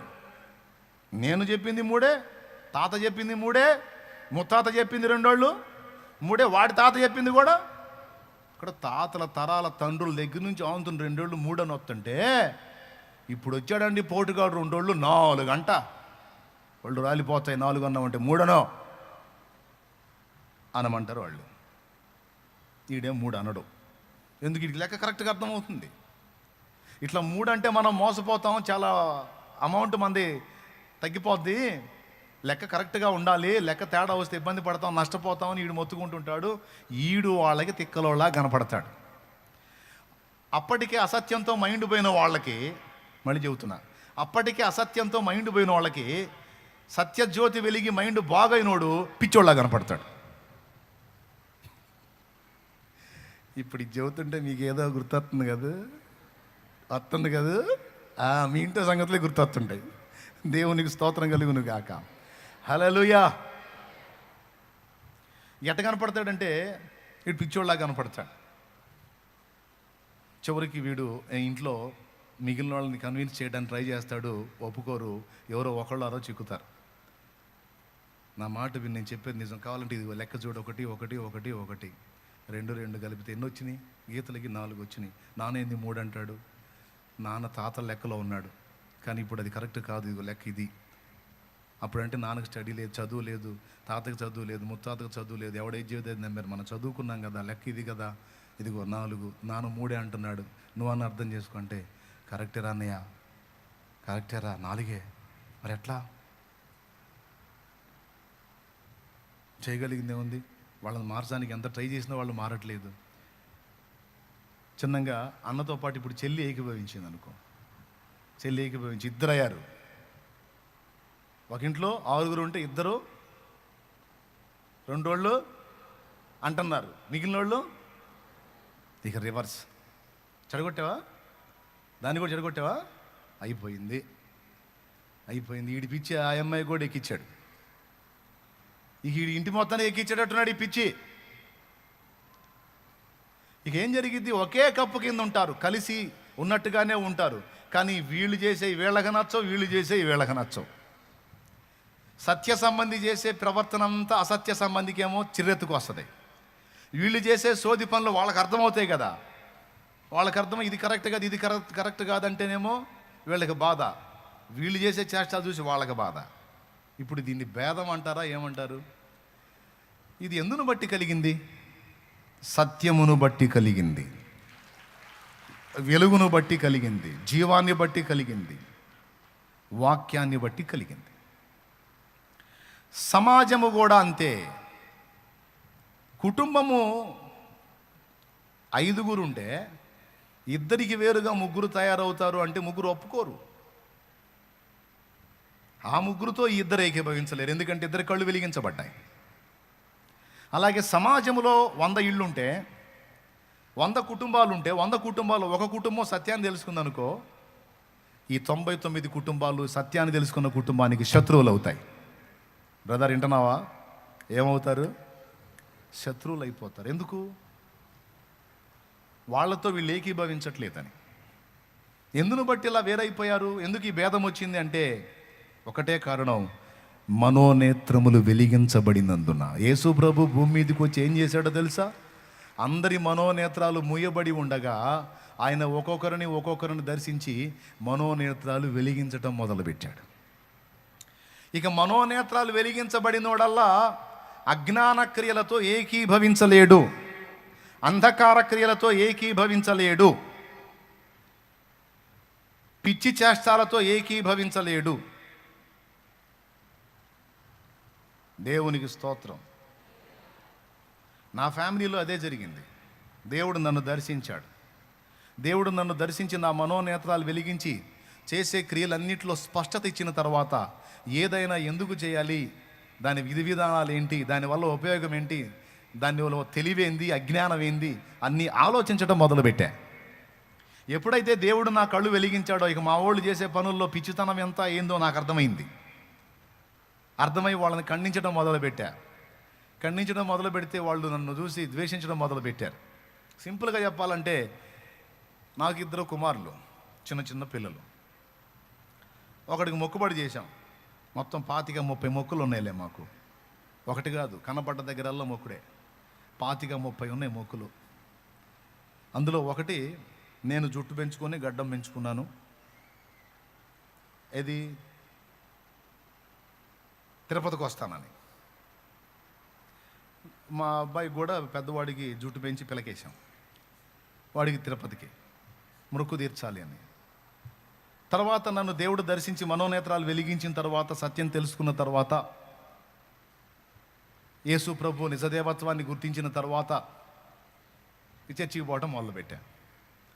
చర్చికి పోవటం మొదలుపెట్టి చర్చిలో దేవుని మాటలు వినటం మొదలుపెట్టిన తర్వాత ఇక నాకు సత్యం ఏంటో అర్థమైంది. బైబిల్ చదివాను, వాక్యం విన్నాను. ఇక నేను రాజీ పడ్డాను సత్యంతో. ఇది సత్యం, ఇది దేవత్వం, ఇది దేవుడు అంటే, దేవుని వ్యక్తిత్వం ఇది, దేవుని ప్రేమ ఇది, దేవుని న్యాయం ఇది. మన పాపాల కోసం ప్రాయశ్చిత్తం యజ్ఞమై తిరిగి లేచినటువంటి దేవత్వం యేసులో కనపడుతుంది, ఇంకెవరిలో కనపడట్లేదు. నన్ను ప్రేమించి నా కోసం ప్రాణం పెట్టి తిరిగి లేచిన నిజమైన దేవుడు, పాపము నుండి నన్ను దూరం కమ్మన్న దేవుడు, నా పాపాల కోసం ప్రాయశ్చిత్తం జరిగించిన దేవుడు, క్యారెక్టర్ కలిగిన దేవుడు, వ్యక్తిత్వం కలిగిన దేవుడు, దేవుడు అనడానికి యోగ్యుడు యేసు ప్రభు. అసలు కథానాయకుడిని తెలుసుకున్న తర్వాత ఇంకా కొసర సంగతులు ఎందుకు అని శుభ్రంగా బార్బర్ షాపుకు పోయి వాడిని కూడా తీసుకొని పోయి వాడి పిల్లగా మొత్తం తెప్పించి క్లీన్ చేయించా. నేను కూడా షేవింగ్ చేయించుకొని కటింగ్ చేయించుకో, ఈ 2 చేసి ఇంటికి పోయా. ఇక మా వాళ్ళు చూడు, ఏం పోయే కాలం వచ్చింది, ఇది ఆడినాడ మంత్రం, ఇది ఎక్కడ మిడిమేళం, అంత నువ్వు చేసే పనులు ఏందిరా, మొక్కుబడి చేసి మా కొంపను ఏం చేయాలనుకుంటున్నావు, ఇప్పటికే నాశనం అయ్యాం, ఇంకా నాశనం చేయాలనుకుంటున్నావా, వామ్మో వామ్మో వాయ్యో వాయ్యో అని లేచారు. మరి భయం కాదు, మొక్కు తీర్చకపోతే ఏమన్నా అయిద్దేమో అని నేను చెప్పా. నేను కౌన్సిలర్స్ని ఎమ్మెల్యేస్ని వదిలిపెట్టి అసలు ముఖ్యమంత్రిని కలుసుకున్నా.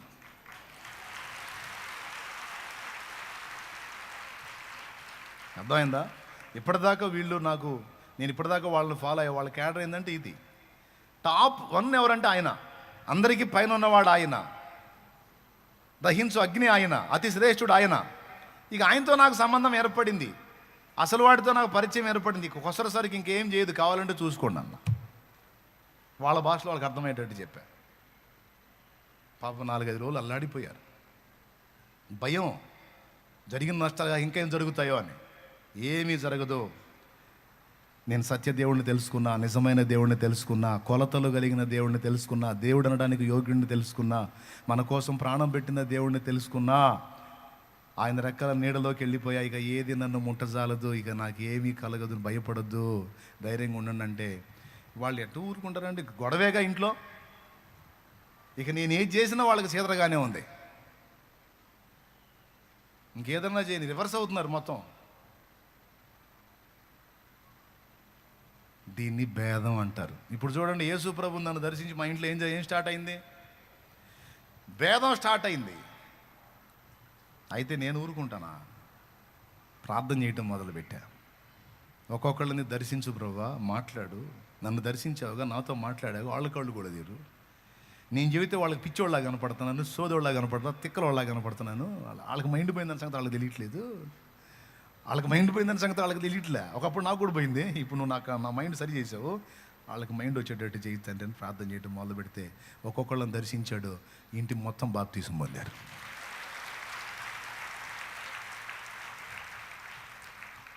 యేసు ప్రభు కూడా వచ్చి సత్యము చెప్పకుండా ఆయన కూడా ఒక అసత్య మతాన్ని తీసుకొచ్చినట్లయితే భేదం ఉండేది కాదు.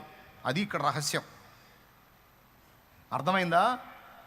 యేసు ప్రభు కూడా గుంపులో గ్లోరీలాగా అన్ని అబద్ధాలతో పాటు ఆయన కూడా ఒక అబద్ధం తెచ్చినట్టయితే అబద్ధంతో అబద్ధం ఇవిడేది. కానీ యేసు తెచ్చినది సత్యం. అది యేసు ప్రభు చెప్పింది. అరే, నేను సత్యాన్ని తీసుకొచ్చేస్తున్నా భూమి మీద. నేను సత్యం. భూమి మీద ఉన్నది అసత్యం. సత్యం అసత్యం కలిసి ఉండటం సాధ్యం కాదు. కాబట్టి నా చేత దర్శించబడిన వాడు అసత్యంతో ఏకీభవించలేడు. ఖచ్చితంగా అసత్య సంబంధులు సత్య సంబంధికి శత్రువులు అవుతారు.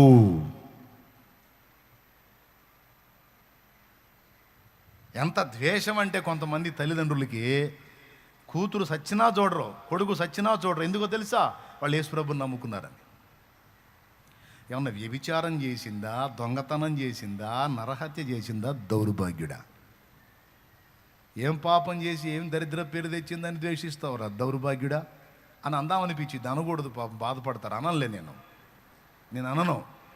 దేవునికి స్తోత్రం, హల్లెలూయా. నేను ప్రేమతో అడుగుతున్నా, అయ్యా ఏం పాపం చేసిందయ్యా నీ కూతురు? తనకి ఇష్టమైన దైవాన్ని, తనకు నచ్చింది, అన్ని కొలతల్లో క్రమంగా ఉన్నాడని దేవుణ్ణి నమ్ముకుందయ్యా. దేవుణ్ణి నమ్ముకుంది, ఒక తప్పుడు పని చేయలేదే. అంతకుముందు వంకర టెంకర్లు కూడా సరిచేయబడ్డాయి. నీ కూతురు బంగారంలా మారిపోయింది, 10 మందికి సహాయకురాలు అయిపోయింది, 10 మంది నోటితో మంచి సాక్ష్యం పొందింది. రత్నంలాగా మారిపోయిన కూతుర్ని పట్టుకుని ద్వేషిస్తున్నావు. ఎవరు సోదరుళ్ళు? ఇంత ద్వేషించిన నీ కోసం నీ కూతురు ప్రార్థన చేస్తుంది. నీకు బాగలేదంటే కన్నీరు గారుస్తుంది. నీకేదో మాయరోగం వచ్చి నువ్వు పోతున్నావు అంటే నీ కోసం ప్రార్థన చేస్తుంది. నాన్న బతకాలి, అమ్మ బతకాలని. ఇన్ని చేస్తుంది నీ కూతురు. నీకు దూరంగా ఉండి నువ్వు ద్వేషిస్తే సరే, అట్లనే ఎడంగా ఉండి నీ కోసం ప్రతి నిత్యం బాధపడతా ఉంది, నిన్ను ప్రేమిస్తా ఉంది. నువ్వేమో తనకి ఇష్టమైన ఇష్టమైన దైవాన్ని నమ్మిందని నీ మతంలో ఉండలేదని ద్వేషించడం మొదలు పెడతాను. ఎంతవరకు న్యాయం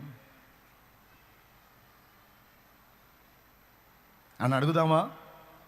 ఏమంటాడు తెలుసా? నువ్వెవడరా నాకు చెప్పడానికి, నా ఇష్టం అంటాడు. మైండ్ పోయినోడు ఇంకా ఆ మాటగా ఇంకేం చెబుతాడు? దేవుని స్తోత్రం, హల్లెలూయా. కానీ ఎప్పుడు తెలుసుకుంటాడు తెలుసా? పడక మీద ఉన్నప్పుడు ఆ గుట్టకొట్లాడతాడు. ఒక్కొక్కడు గుట్టకొట్లాడేటప్పుడు కూడా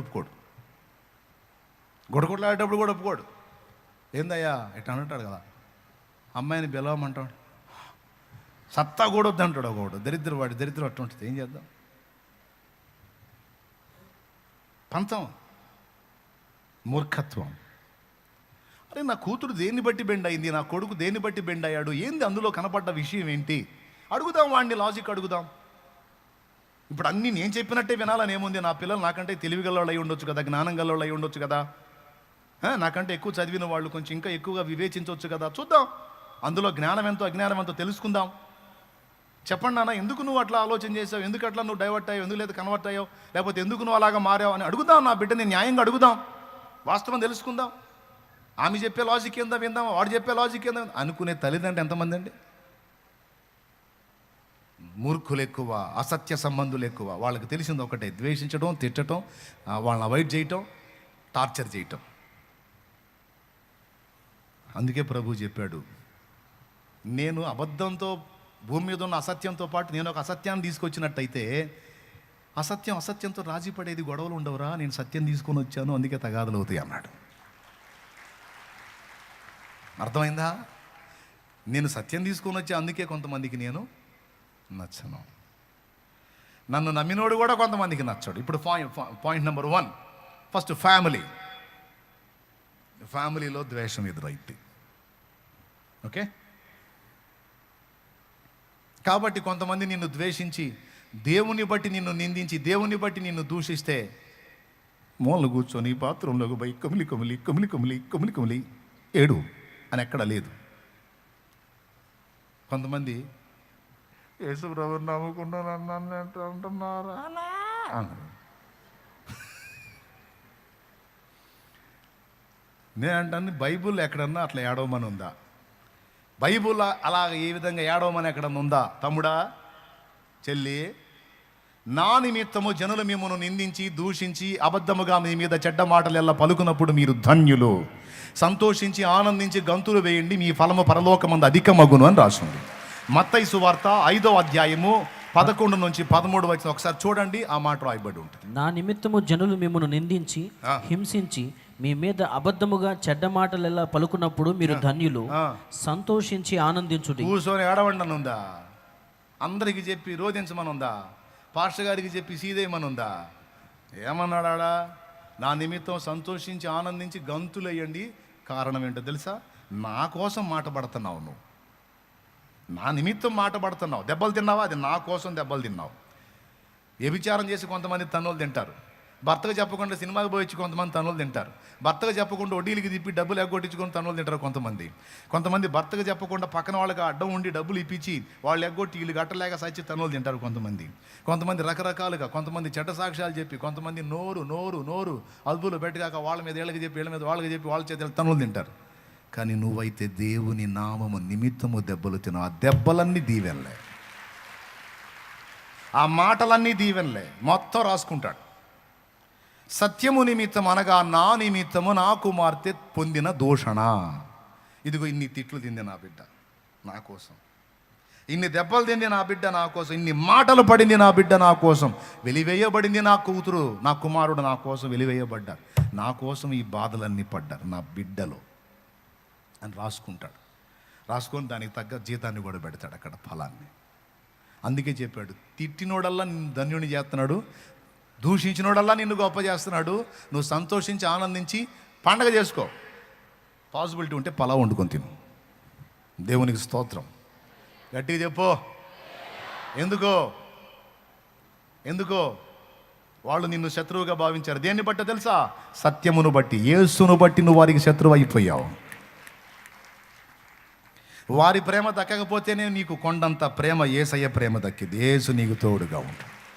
నీ ఇంటోళ్ళు మొత్తం నేను వదిలిపెట్టవచ్చు, నువ్వు అటుపోయావు ఇటుపోయావు, అందులో కలిసావు ఇందులో కలిసావని, కానీ ఆశ్రయ దుర్గమైన యేసు నీతో ఉంటాడు. యోహాను సువార్త 9వ అధ్యాయంలో పుట్టింది మొదలుకొని గుడ్డివాడైన మనుషుని యేసు ప్రభు స్వస్థపరిచినప్పుడు ఆ ఊరోళ్ళందరూ కలిసి వాడిని అడిగారు, ఎలా వచ్చినాయి నీ కళ్ళు, నువ్వు గుడ్డోడివి కదా, ఇప్పుడు ఎట్ట చూస్తున్నావు అంటే, యేసు ప్రభు ఉమ్మూసి బురద చేసి ఆ బురద నా కళ్ళకు రాసి సిలోయమనుకోని ఎట్లా కడుక్కోమంటే కడుక్కున్నాను, కళ్ళు వచ్చినాయి అన్నాడు. ఆ మాట అన్నామంటే పొలు రాలితే అన్నారు వాళ్ళు. పొలు రాలేదేమో, నేను చెప్పేది నిజమే. ఆయన ఉమ్మూసాడు, బురద చేశాడు, నన్ను దగ్గరికి పిలిచాడు, నా కళ్ళకి ఆ బురద రాశాడు, పోయి సిలోయమనుకోని ఎట్లా కడుక్కోమన్నాడు, పోయి కడుక్కున్నాను, కళ్ళు వచ్చినాయి, ఇక తిరుగులేదు, ఎవడు చెప్పినా నేను ఇదే సాక్ష్యం చెబుతా అన్నాడు. నీకు మామూలుగా ఉండదు, నీ పని చేస్తావు అన్నారు. నువ్వు ఏమైనా చేసుకో, ఏమైనా చేసుకో. పంచాయతీ పెట్టారు, వాళ్ళ అమ్మ నాన్న పిలిచారు, మీ కొడుకు ఈడేనా అన్నారు. వాళ్ళు వీళ్ళకి వెళ్ళి చూశారు, వీళ్ళ కళ్ళు ఏమైనా పోయినాయా, మా అబ్బాయి ఈడని వీళ్ళకి తెలుసు కదా, ఈ ఊరోళ్ళమేగా మేము, మమ్మల్ని కొత్తగా అడుగుతున్నారు ఏందని, మా అబ్బాయి వాడే కానీ అడిగి కళ్ళు ఎట్ట వచ్చిన మా తెలుసు. ఎందుకంటే వీళ్ళు వెలేసే గుంపు, యేసుప్రభుని ఒప్పుకోని గుంపు.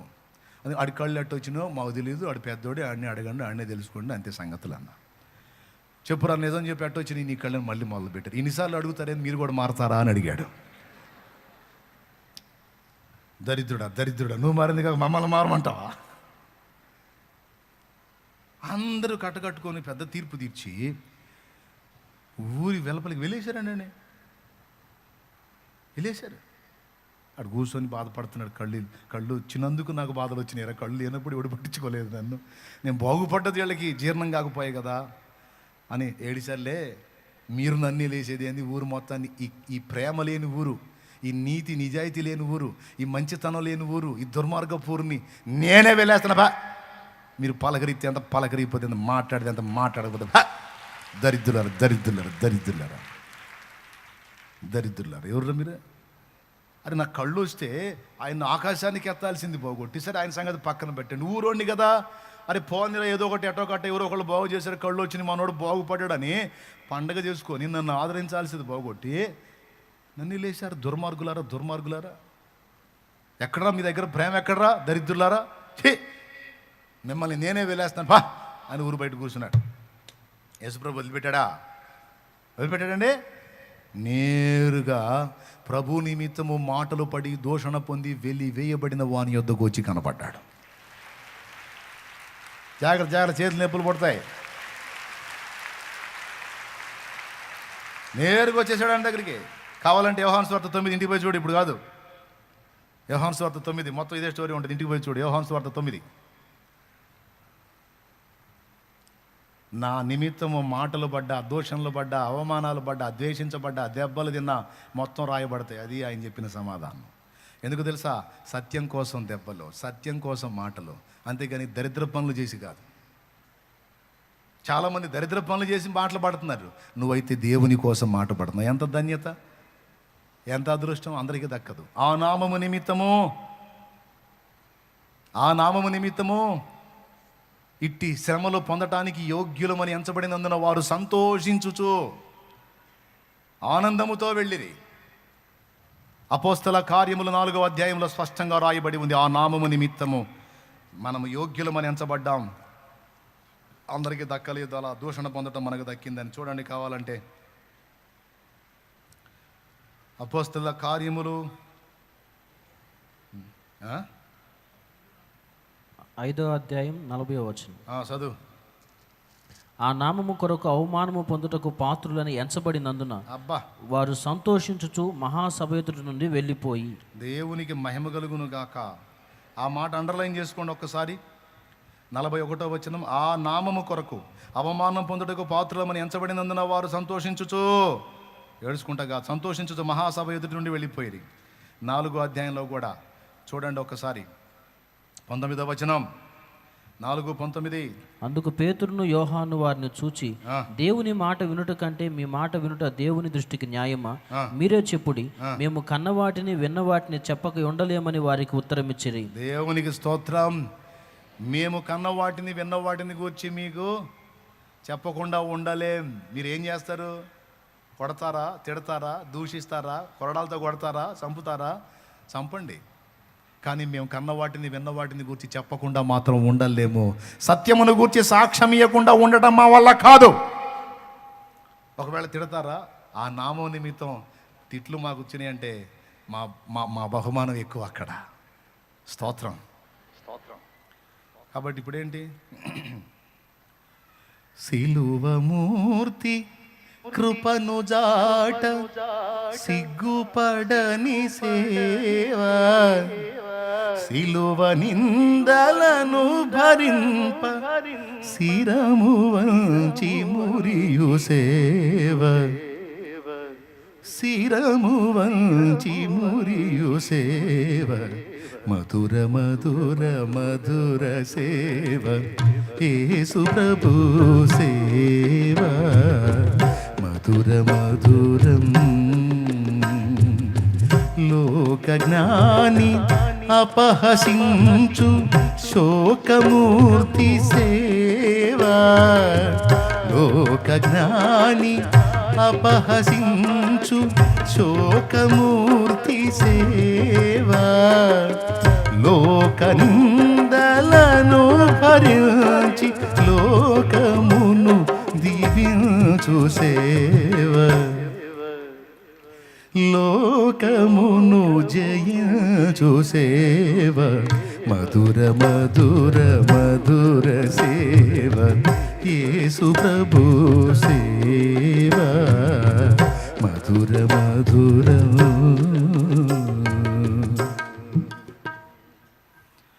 కాబట్టి ఇప్పుడు చెప్పండి, ఏడుతారా, సంతోషపడతారా? తిట్టిందల్లా నీకు మేలే. దెబ్బ కొడితే దెబ్బ తిన్నది కూడా నీకు మేలే. ఏం పర్లేదు, తిను. ఏసై కోసం దెబ్బ తిను. కొట్టిన వాడికి తీర్పు, కొట్టించుకున్న నీకు గెలుపు. అంతే. ఓకేనా? రైట్. ఫ్యామిలీ నీకు రివర్స్ అవుతారు, శత్రువులు అవుతారు. అది ఏసై దేవుడు, ఏసైని బట్టి, సత్యమును బట్టి. ఇంకొక విషయం చెప్తా.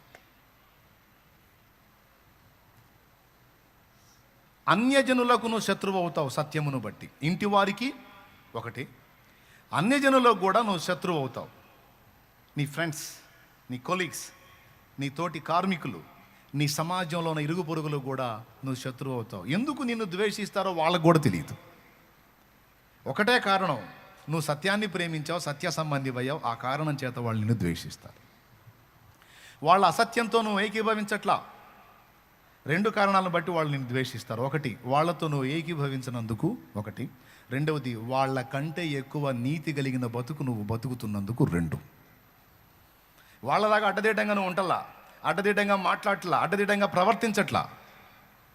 దానికోసం వాళ్ళకి చెప్పసఖ్యం కాని బాధ. ఎంత కక్షో! నిన్ను చూస్తే వాళ్ళ ముఖాల్లోనే చూపిస్తుంటారు వాళ్ళ ఫీలింగ్స్ అన్నీ. నిన్ను చూస్తే చాలు. దేవునికి స్తోత్రం కలుగును గాక. నీకు అర్థమైపోతుంటుంది. నువ్వు ఏడ్చుకుంటూ ఉంటావు, ఎందుకు అందరు నా మీద ఎట్టుబడి ఎడుతున్నారు, ఎందుకు నన్ను ఇంత ద్వేషిస్తున్నారు, నేను యేసుప్రభువు నమ్ముకొని ఇంకేం చేశాను, ఎందుకు నా మీద ఇంత పగబట్టారని. పగబట్టేది ఏముంది? నువ్వేమో సత్యం, అగ్నిలా కనపడతావు, వాళ్ళేమో అసత్యం, అంధకారంలో కూర్చుంటారు. ఖచ్చితంగా నువ్వు వాళ్ళ కళ్ళలో పడేది ఖాయం, వాళ్ళు నిన్ను ద్వేషించేది ఖాయం, నీ మీద సూటిపోటి మాటలు కల్పించేది ఖాయం, చెప్పుకునేది ఖాయం, నీ మీద నీ గురించి నలుగురిలో ఆరడిపరిచేది ఖాయం. అవి చూసుకొని నువ్వు ఏడిచేది కూడా ఖాయం. నేను చెబుతున్నా, అస్సలు లెక్క చేయొద్దు. నిన్ను చూసి 2 తలకాయల దగ్గరికి వచ్చినాయి అంటే నవ్వుకో నువ్వు అంతే. దేవునికి స్తోత్రం, హల్లెలూయా. ముఖ్యంగా పురుషులకి స్త్రీలకి అందరికీ చెప్తున్నా, నువ్వు సిగ్గుపడద్దు. కానీ నువ్వు కనపడితే మాత్రం వాళ్ళకి ఒక అగ్నిలాగానే ఉంటుంది. మిగిలిన వాళ్ళ, నీ సమాజంలో ఉన్న మిగిలిన వాళ్ళందరికంటే నువ్వు స్పెషల్గా కనపడతావు. వాళ్ళ కళ్ళకి కనపడతావు అంతే. నువ్వు ప్రత్యేకంగా కనపడతావు. అందుకే నీ గురించి ప్రత్యేకంగా మీటింగ్ కూడా జరిగేది వాళ్ళ దగ్గర. వాళ్ళ కమిటీ మీటింగులో నీ గురించి వచ్చింది ప్రస్తావన. ఆడవాళ్ళ మీటింగ్లో, మగాళ్ళ మీటింగ్లో వచ్చేది నీ గురించి ప్రస్తావన వచ్చింది. నిన్ను ఒంటరిని చేస్తారు. నీకు అర్థమైపోతుంటుంది. ఎవరు పలకరించరు, పలకరించరు, ఎటకారంగా మాట్లాడదు. ఎందుకో నాకు తెలియదు, ఈరోజు దేవుడు ఈ మాటలు పలికిస్తాడని నేను చెబుతున్నా. పరిశుద్ధాత్మ దేవుడు. హల్లెలూయా, హల్లెలూయా. ఈ ద్వేషాలు నీ కళ్ళ ముందు కనపడ్డప్పుడు లక్ష్య పెట్టొద్దు. అప్పుడు కూడా పాటే నీకు. నేను ఏ పాట పాడాలో చెబుతా, పాడుకుంటా తిరిగంతే. వాళ్ళ కమిటీలోకి నిన్ను రాని, వాళ్ళ మీటింగుల్లోకి నిన్ను రాని, వాళ్ళ ముసలమ్మ ముచ్చట్లోకి నేను రాని, వాళ్ళ గురించి నువ్వు ఏదన్నా చెప్పాలనుకున్న వాళ్ళు చెప్పనీరు. నీ గురించి మాత్రం పదే మాట్లాడుకుంటా. నువ్వు వెలివేసినట్టు వ్యవహరిస్తావు. అప్పుడు కూడా పాటే. మోక్ష నగరు మా పుట్టిల్లు. పాట ఐడియా ఉంది కదా? ముఖ్య దూతల్ మా స్నేహితులు. ఓకేనా? పాట అది. సాక్షాత్కారమయ్యుండగను లక్ష్య పెట్ట మిహ బాధలకు. యెహోవా మా తండ్రి కాడ, యేసుడు మాయన్న కాడ. యెహోవా మా తండ్రి కాడ, యేసుడు మాయన్న కాడ. స్తోత్రం. మళ్ళీ పాటలు ఎక్కువ అవుతాయి, అందుకని ఆపేస్తున్నాను. పేతురాది సకల పోస్తల్ పేర్మి గలమా నిజ కూటస్థుల్. మీ కమిటీలో నుంచి పక్కన పెడితే నాకేంది, మీ ముసలమ్మ ముచ్చట్లోంచి పక్కన పెడితే నాకేంది, మీ బోడి ముచ్చట్లు ఎవడికి కావాలి? వా, నేను కావాలని కూర్చుంటే పేతుని పంపిస్తాడు, యోహాను పంపిస్తాడు, యాకోబుని పంపిస్తాడు, దోతలే వచ్చి కూర్చుంటారు. నా తండ్రి చిత్తం అయితే ఆయనే వచ్చి కూర్చుంటాడు, ఆయనే వచ్చి కూర్చుంటాడు. మీ దరిద్ర మాటలు, దరిద్ర మీటింగ్లు నాకెందుకు? నిక్షేపించబడిన మీటింగ్లు, నిక్షేపించబడిన మాటలు నాకెందుకు? నా తండ్రే వచ్చి కూర్చుంటాడు అవసరం అయితే నాతో. పేతురాది సకల పోస్తల్ పేర్మి గలమా నిజ కూటస్థుల్. పేతురాది సకల పోస్తల్ పేర్మి గలమా నిజ కూటస్థుల్. ఖ్యాతి సభలో మేమున్నప్పుడు, ఖ్యాతి సభలో మేమున్నప్పుడు, ఘనతాలిక మాకేమీ కొదువా. యెహోవా మా తండ్రి కాడా, యేసుడు మాయన్న కాడా. దేవునికి మహిమ. అంతేగాని అన్యజనులు నిన్ను తృణీకరించారని నువ్వు బాధపడొద్దుమా అయ్యా. ఏం లక్ష్య పెట్టొద్దు. దేన్ని బట్టో చూసుకో ఒక్కసారి. నీ చెడుతనాన్ని బట్టా, అట్లయితే నువ్వు మార్పు చెందు. యేసును బట్టా, అట్లయితే నువ్వు స్థిరంగా ఉండు క్రీస్తులో. దేవునికి మహిమ. కొంతమంది వారి చెడుతనాన్ని బట్టి కొంతమంది అవాయిడ్ చేస్తారు, అది మార్చుకోవాలి. కానీ ప్రభువుని బట్టి నిన్ను ఎడంగా పెడితే పండగ చేసుకో. ఎవరు రాకపోతే అవసరమైతే అపోస్తలు వచ్చి కూర్చుంటారు నీ దగ్గర, దూతలు వచ్చి కూర్చుంటారు, అవసరమైతే యేసయ్య వచ్చి కూర్చుంటాడు నీ ఇంట్లో. కన్ఫర్మ్ రియల్గా జరిగిన సంఘటన ఎన్నోసార్లు చెప్పాను మీకు. దైవజనుడి తండ్రి తల్లి ఇద్దరు భార్యాభర్తలు యేసుప్రభు నమ్ముకొని బాప్తిస్మం పొందారు. వాళ్ళ అన్న వాళ్ళ ఫ్యామిలీ మెంబర్స్ కూడా పొందారు, కానీ ఊరు వాళ్ళ దెబ్బకు జడిసి బాప్తిస్మం వదిలేసుకున్నారు. కానీ ఈయన మాత్రం వదలనందుకు పంచాయతీ పెట్టి ఊరు బయటికి పెట్టారు. పాప ఈయన చాట్లు చీపుళ్ళు అప్పటి రోజులు అవి చేసుకొని పట్టణానికి పోయి అమ్ముకొని ఆ డబ్బులు తెచ్చి ఇల్లు బతికించాలి. పిల్లలు 3-4 పిల్లలు, పసిబిడ్డలు. ఊరు బయట పాకేసుకున్నారు, ఊరు బయట ఉంటున్నారు. వాళ్ళ ఇంటి దగ్గర ఒక ముసలోని కాపలా పెట్టేవాళ్ళు అంట. ఊళ్ళో వాళ్ళు ఎవరన్నా వాళ్ళతో మాట్లాడతారేమో అని, మాట్లాడితే వాళ్ళు కూడా లేయాలని. ఆ దైవజనుడు తన బుక్లో రాశాడు, దొరుకుతుంది. గుండాబతుని దేవదానం అనే దైవజనుడి పుస్తకంలో దొరుకుతుంది. యేసయ్య మా ఇంటికి వచ్చాడని రాశాడు. దేవునికి స్తోత్రం. అందులో స్పష్టంగా చెప్తాడు. ఆయన తండ్రి ఆ చీపుళ్ళు ఆ చాట్లు అవన్నీ రెడీ చేసుకొని పట్టణంలో అమ్మటానికి పోయేటప్పుడు భార్యకి చెప్పాడు, కొంచెం బత్తిమిచ్చి వెళ్ళాడు, నేను వచ్చిన దాకా ఇది తింటా ఉండు, పిల్లలకు పెట్టుకుంటా ఉండు, నేను అమ్ముకొని డబ్బులు తీసుకొని వస్తాను. ఆయన అటు పోయాడు. పాప ఆయనకి వాన పట్టింది. అక్కడేం బేరం జరగలా, ఆ అమ్ముడు పోలా, ఆయన తిరుగుతూ ఉన్నాడు. ఇక్కడేమో ఆయన పోయిన తర్వాతి గంట నుంచి పిల్లవాడికి జ్వరం స్టార్ట్ అయింది. భయంకరమైన విష జ్వరం. 1 రోజు 2 రోజులు 3వ నాటికి బిడ్డ చచ్చిపోయాడు. ఆ జ్వరం మరి ఎవరు పలకరించేవాళ్ళు లేరు, పట్టించుకునేవాళ్ళు లేరు, మందు ఇచ్చేవాళ్ళు లేరు, ఆమె గోడు వినేవాళ్ళు లేరు. ఆమె కళ్ళ ముందే ఆమె చేతిలోనే బిడ్డ చచ్చిపోయాడు. మొత్తం బాడీ అంతా ఐస్ లాగా చల్లబడిపోయి మొత్తం శ్వాస ఆగిపోయి చచ్చిపోయాడు. పూర్తిగా చచ్చిపోయి కూడా కొన్ని గంటలు గడిచిపోయి ఏడుస్తూ ఉంది బిడ్డను పెట్టుకొని. ఎవరు పలకరించడానికి రారు. వస్తే వాళ్ళు కూడా వెలివేయబడతారు. ఏం కారణం అంటే యేసు ప్రభువుని నమ్ముకున్నారని. కేవలం యేసు ప్రభు నిమిత్తం ఆమె ఏడుస్తూ ఉంది. పంచలో బిడ్డను పెట్టుకొని, ఆ గుడిసె పంచలో బిడ్డను పెట్టుకొని బోరు ఏడుస్తాం. చుట్టూ దళ్ళు కట్టుకొని ఉన్నారంట. ఒక పక్క ఎంట్రన్స్ తడికి అడ్డం పెట్టి ఆ తడికి తీసుకొని ఆజానుబాహుడైన ఒక పెద్ద ఆయన చేతి కర్ర పట్టుకుని, గొడ్డు కర్ర లాంటి కర్ర చేత పట్టుకుని లోపలికి వచ్చాడు. డైరెక్ట్గా కళ్ళ ముందే, కల్లో కాదు, దర్శనంలో కాదు, రియల్గా వచ్చాడు. ఆ ఇంటి ముందు నిలబడి, ఏమ్మా అమ్మా అన్నాడంట. ఆమె ఏడుస్తే ఆయనకి వెళ్ళి చూసయ్యా నా బిడ్డ పోయాడయ్యా, నా బిడ్డ ఏడుస్తుంది. ఘోరాతి ఘోరంగా ఏడుస్తాం. అంత ఏడుపులో కూడా ఆమె ఒక మాట, ఎవరయ్యా నువ్వు, మా గురించి నీకు తెలియదా, మేము యేసుప్రభుని నమ్ముకున్నాం అని మమ్మల్ని వెళ్ళేశారు, ఎవరన్నా వచ్చి మాతో మాట్లాడితే వాళ్ళని కూడా వెళ్ళేస్తారయ్యా, నిన్ను కూడా వెళ్ళేస్తారు, వెళ్ళయ్యా అన్నాడు. నన్ను వెళ్ళేసేవాళ్ళు ఎవరు లేమ్మా, నన్ను ఎవరు వెళ్ళేస్తారు.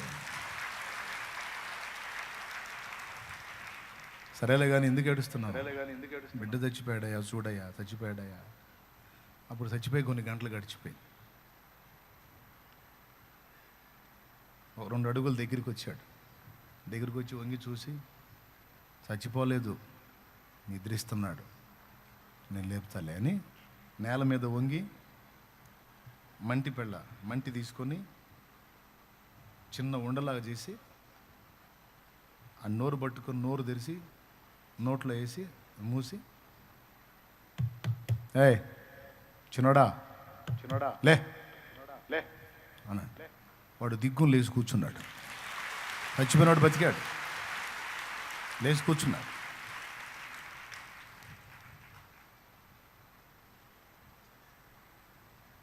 ఆడికి జ్వరం తగ్గితే పెట్టాలని నారింజకాయలు బత్తాకాయలు అంటారు కదా, నారింజకాయలు అవి ఉట్టిలో పెట్టిందంట, ఆ కాయలు కొని ఉట్టిలో పెట్టిందంట. ఏం చెబుతున్నాడు, అడిగి పెట్టాలని ఆ లోపల నారింజ కాయలు పెట్టావుగా, కమలాకాయలు తెచ్చిపెట్టు, అడిగి నీరసంగా ఉండి తీసుకొచ్చి పెట్టన్నాడు. ఆ లోపలికి పోయింది ఆ కాయలు తెచ్చి బిడ్డకు పెట్టడానికి. లోపలికి పోయి బయటకు వచ్చేటప్పటికి లేడు.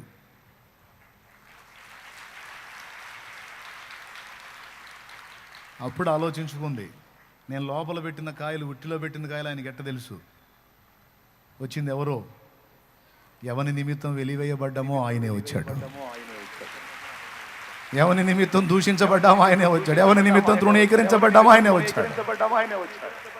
మరణపు ముళ్ళు విరిచిన వాడు సజీవుడో, చెయ్యి విడవడో. ఆయన సాక్ష్యం ఇప్పుడు కూడా ఉంది, చూడండి, మీకు దొరుకుతుంది. గుండాపతిని దేవదానం గారి సాక్ష్యం పుస్తకం ఉంది, చూస్తూ అందులో స్పష్టంగా రాస్తాడు. యేసయ్య మా ఇంటికి వచ్చాడు అనే టైటిల్తో ఉంటుంది. అది టైటిల్ కూడా చెప్తున్నాను రియల్గా. ఒక్కొక్కడు నమ్మడండి, నమ్మకపోతే నన్ను ఏం చేయమంటారు, ఏ వాగులోనూ దూకురా అని చెబుతాను. నేను ఏం చెబుతా? దేవునికి స్తోత్రం. ఇప్పుడు అనుభవించినవి ఉన్నాయి, మరి సాక్ష్యాలు చాలా ఉన్నాయి.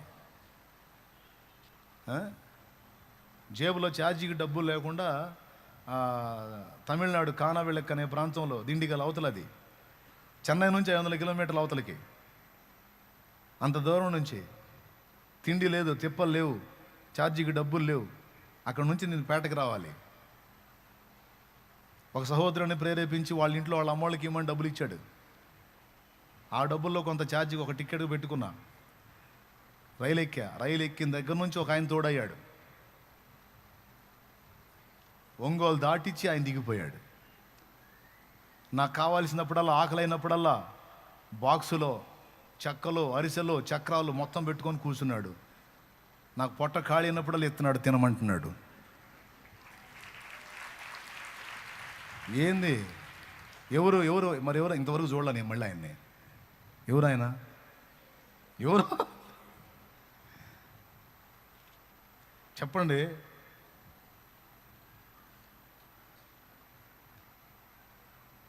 ఒంగోలు వచ్చిన తర్వాత ఇక నెక్స్ట్ చీరాల ఆగిద్ది, అక్కడ దిగి వెళ్ళిపోవచ్చు నువ్వు, నేను దిగుతున్నానని అక్కడ దిగి వెళ్ళిపోయాడు. ఇంతవరకు కనపడలామండి. అయ్యో ఎవరు నువ్వు? నేను కూడా దేవుని పెట్టినలేవా అన్నాడు. అంతకుమించి వివరాలు చెప్పలా. దేవుడు ఆదుకుంటాడు, ఆయన తోడై ఉంటాడు, ఆయన నమ్మదగిన దేవుడు. ఎవరు నిన్ను పట్టించుకోకపోతే అందరు నిన్ను తృణీకరిస్తే ఆయన వదులుతాడు. ఎవరు నన్ను చేయి విడిచిన యేసు చేయి విడువడు, ఎవరు నన్ను చేయి విడిచిన యేసు చేయి విడువడు, చేయి విడువడు, చేయి విడువడు, చేయి విడువడు, నిన్ను చేయి విడువడు. ఎవరు నన్ను చెయ్యి విడచిన యేసు చెయ్యి విడువడు. దేవునికి మహిమ. సత్యమును నీవు నమ్మినందున నీ ఇంటి వారికి నీకు భేదం వచ్చే అవకాశం ఉంది. సత్యమును నీవు నమ్మినందున నీ సమాజంలోని వ్యక్తులకు నీకు భేదం వచ్చే అవకాశం ఉంది. ఎందుకంటే వాళ్ళ అసత్యంతో నువ్వు కూడా అసత్యాన్ని కలిగి ఉంటే వాళ్ళకి నీకు ఫ్రెండ్షిప్ నడిచేది, కానీ వాళ్ళ అసత్యంతో నీ సత్యం ఏకీభవించదు గనక భేదము తప్పదు. దేవునికి మహిమ. లాస్ట్ మాట, మొట్టమొదటిది ఫ్యామిలీ రివర్స్ అయింది అన్నాను. దానికంటే ముందు, దాని తర్వాత సమాజం నీకు సరే అనేజనులు. ఇప్పుడు సంఘం కూడా రివర్స్ అయింది, గుర్తుపెట్టుకో. సంఘములో ఉన్న వాళ్ళందరూ సత్య సంబంధులు కాదండోయ్. ఇది అసలు ట్విస్ట్.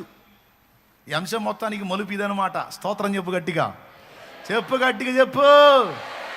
మేము క్రైస్తవులమే అంటారు, మేము భక్తిపరులమే అంటారు, మేము ఆత్మీయులమే అంటారు, మేము సేవకులమే అంటారు. కానీ కొంతమంది సత్యమును ప్రేమించే సత్య సంబంధులు ఉన్నారు. కొంతమంది సత్యదేవుడి పేరు చెప్పుకొని అబద్ధాన్ని నమ్మే అబద్ధీకులు ఉన్నారు. సంఘంలో ఉన్నారు. వీళ్ళు కూడా సత్యము మాట్లాడినందుకు సత్య సంబంధుల్ని ద్వేషిస్తారు. ఉన్న నిజాలు మాట్లాడినందుకు, అంటే ఉన్న సత్యం మాట్లాడినందుకు అలా సత్యం పక్షాన నిలిచి సత్యం పక్షాన గళమెత్తిన వారిని పచ్చిగా ద్వేషించి బహు దుర్మార్గంగా మాట్లాడతారు. ఒక్కసారి మీరు బైబిల్లో గలతీ పత్రిక తీయండి. ఉన్న సంగతి మాట్లాడితే మనం శత్రువుల మాట. ఆ మాట నేను చెప్పలా, గలతీ సంఘంలో పౌలు మాట్లాడుతున్నాడు. 4వ అధ్యాయము 16వ వచనం. నేను మీతో నిజమాడినందున మీకు శత్రువునైతినా. ఆ మాట ఎప్పుడన్నా ఆలోచించారా?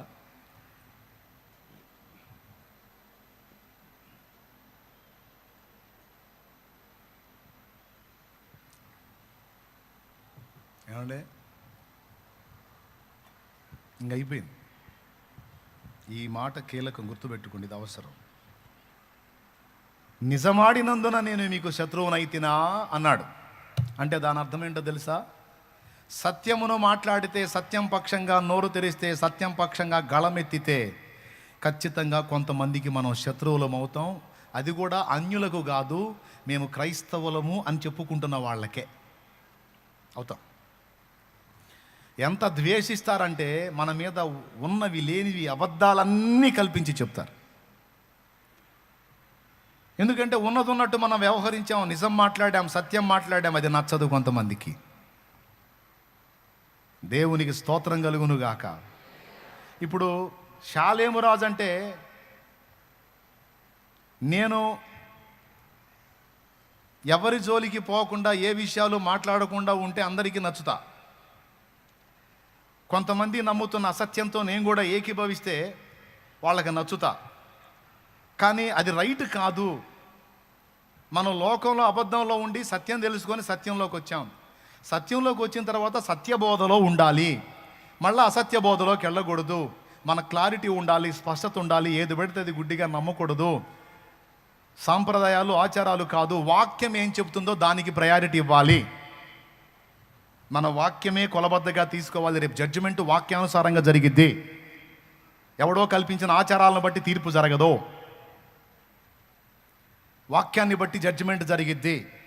కాబట్టి వాక్యాన్నే మనం కొలబద్దగా పెట్టుకోవాలి. కానీ అయ్యగారు చెప్పారు, మా అయ్యగారు చెప్పారు కాబట్టి నంది పంది అంటే కుదరదు. మా అయ్యగారు చెప్పారు కాబట్టి 2 ఏళ్ళు 5 అంటే కుదరదు, 2 ఏళ్ళు 3 అంటే కుదరదు. అదేంటంటే ఎప్పటి నుంచో మా అయ్యగారు, మా పెద్ద అయ్యగారు చెప్పాడు, మా చిన్నయ్య గారు చెప్పాడు అంటే కుదరదు. అయ్యగారు లేదు, అమ్మగారు లేదు, సత్యం కావాలి.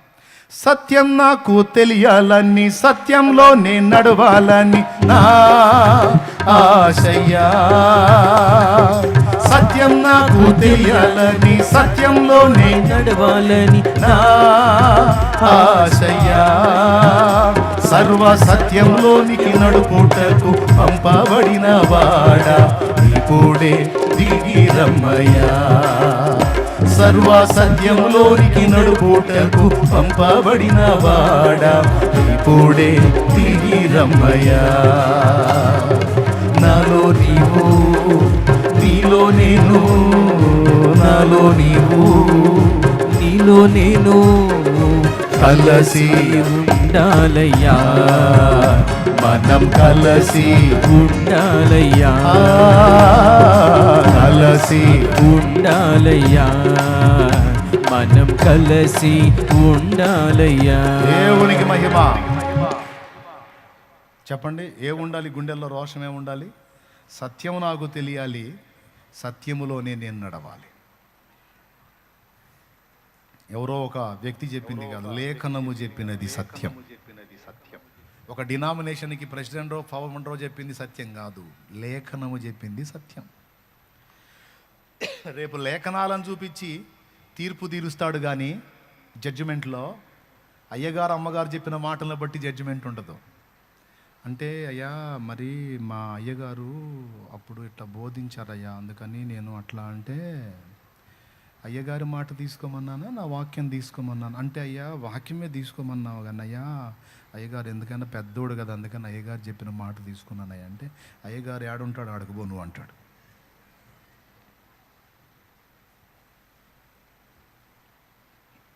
అర్థమైందా?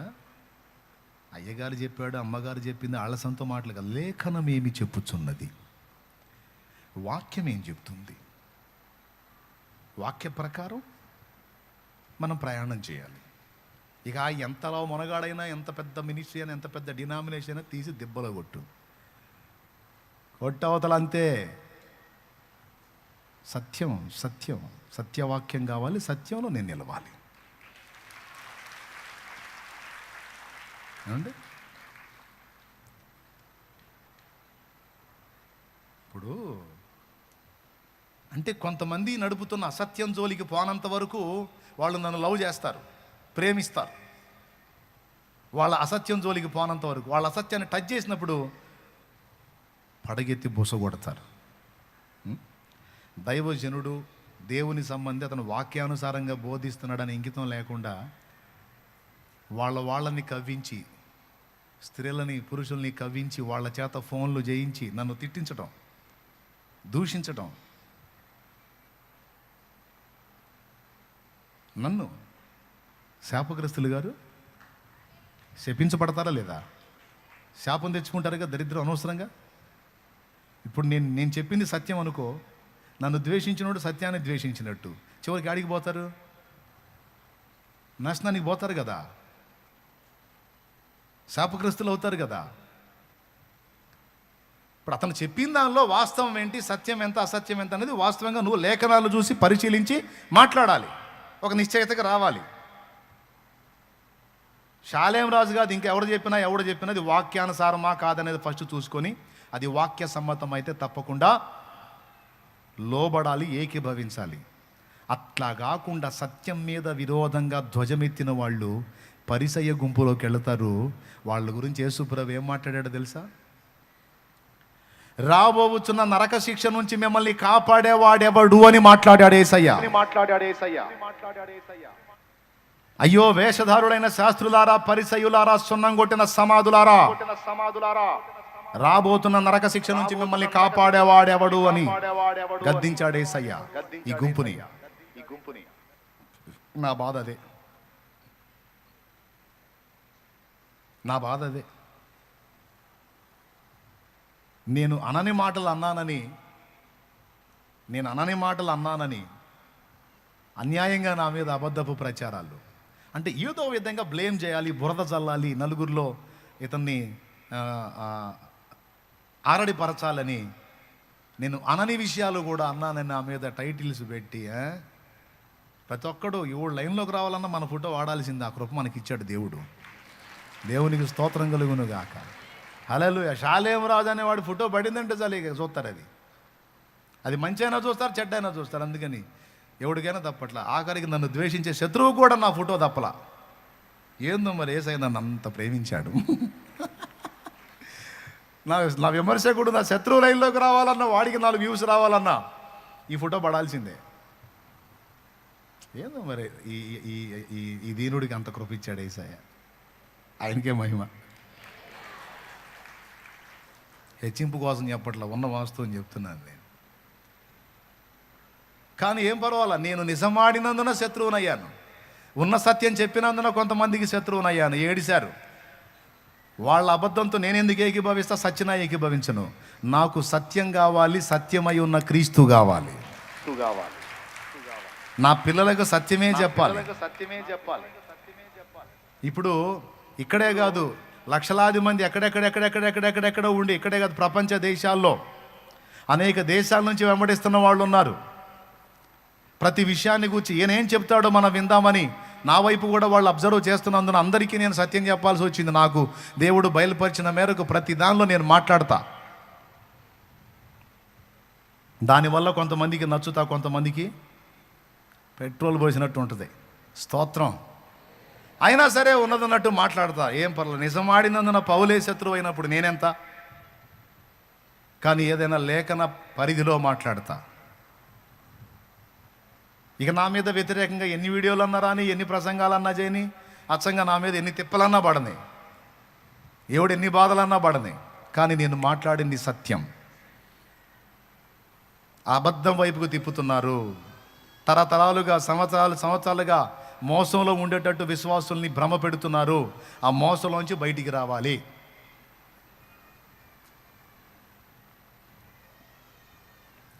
సత్య సంబంధిగా నీ ఉంటే నిన్ను కూడా ద్వేషిస్తుంది, గుర్తుపెట్టుకో. సంఘమే ద్వేషించిద్ది నిన్ను. సంఘానికి కూడా నచ్చవు నువ్వు. పౌలు నచ్చలా, షాలేము రాజన్న నచ్చలా, నువ్వెట్ట నచ్చుతావు? నువ్వు ఆ పౌలుని ఈ షాలేముని వెంబడిస్తున్నావుగా, నువ్వు నచ్చవు. నిన్ను చూస్తేనే వాళ్ళకు సైతాను చూసినట్టు ఉంటుంది, కానీ వాళ్ళు శోధించబడుతున్నారు సైతాను చేత. నువ్వు సత్య సంబంధివై ఉన్నావు, సత్యంలో ఉన్నావు. కాబట్టి జనులేమనుకొనుచున్నారు అన్న చింత నీకొద్దు. నేను సత్యంలో ఉన్నానా లేదా అన్న ఒక్కదాన్ని పట్టుకో. నువ్వు గతంలో ఏ డినామినేషన్ని ఫాలో అయ్యావో వాళ్ళు తప్పకుండా నువ్వు ఇటు కనెక్ట్ అయితే నిన్ను ద్వేషిస్తారు. నువ్వు అంతకుముందు ఏ సహవాసంలో ఉన్నావో ఆ సహవాసంలో వాళ్ళు ఖచ్చితంగా నువ్వు ఇటు కనెక్ట్ అయితే నిన్ను నలుగురిలో ఆరడిపరుస్తారు. ఇక నువ్వు కనపడితేనే అయిపోయింది, లోకంలో కలిసిపోయింది, లోకంలో కలిసిపోయాడు, సైతాను చిక్కారు, అబద్ధ బోధలో పడ్డారు, దుర్బోధలో పడ్డారు, ఆ బోధలో అంటారు. కానీ ఏది ఏ బోధో నీకు తెలుసు, ఏది సత్యమో నీకు తెలుసు. నీ మనోనేత్రాలు వెలిగించబడ్డాయి, నువ్వు జడ్జి చేసుకోగలవు. కాబట్టి ప్రియమైన బిడ్డలారా, కొంతమంది ఎందుకు మనకు శత్రువులు అవుతారు అన్నదానికి ఒక 3 కారణాలు. మొట్టమొదటిది ఎవరెవరు అవుతారు అన్నదానికి మొట్టమొదటిది ఫ్యామిలీ, రెండవది అన్యజనులు, మూడవది సంఘము అని చెప్పబడిన దానిలో కూడా అబద్ధ ప్రేమికులు. ఈ 3 రకాల వాళ్ళు సత్యమును బట్టి మనకు శత్రువులు అవుతారు. దేవునికి స్తోత్రం. దేన్ని బట్టి? మరి దాన్ని నువ్వు లక్ష్య పెడతావా? సత్యం నువ్వు చేత పట్టుకొని ఉంటే లోకం మొత్తం నిన్ను వదిలిపెట్టిన యేసయ్య నిన్ను చేయబట్టుకొని ఉంటాడు. కొడుగడిగోడో, యేసయ్య నిన్ను చేతి పట్టుకొని ఉంటాడు, చేయి పట్టుకొని ఉంటాడు, ఆయన నడిపిస్తాడు నిన్ను. వింటున్నావా?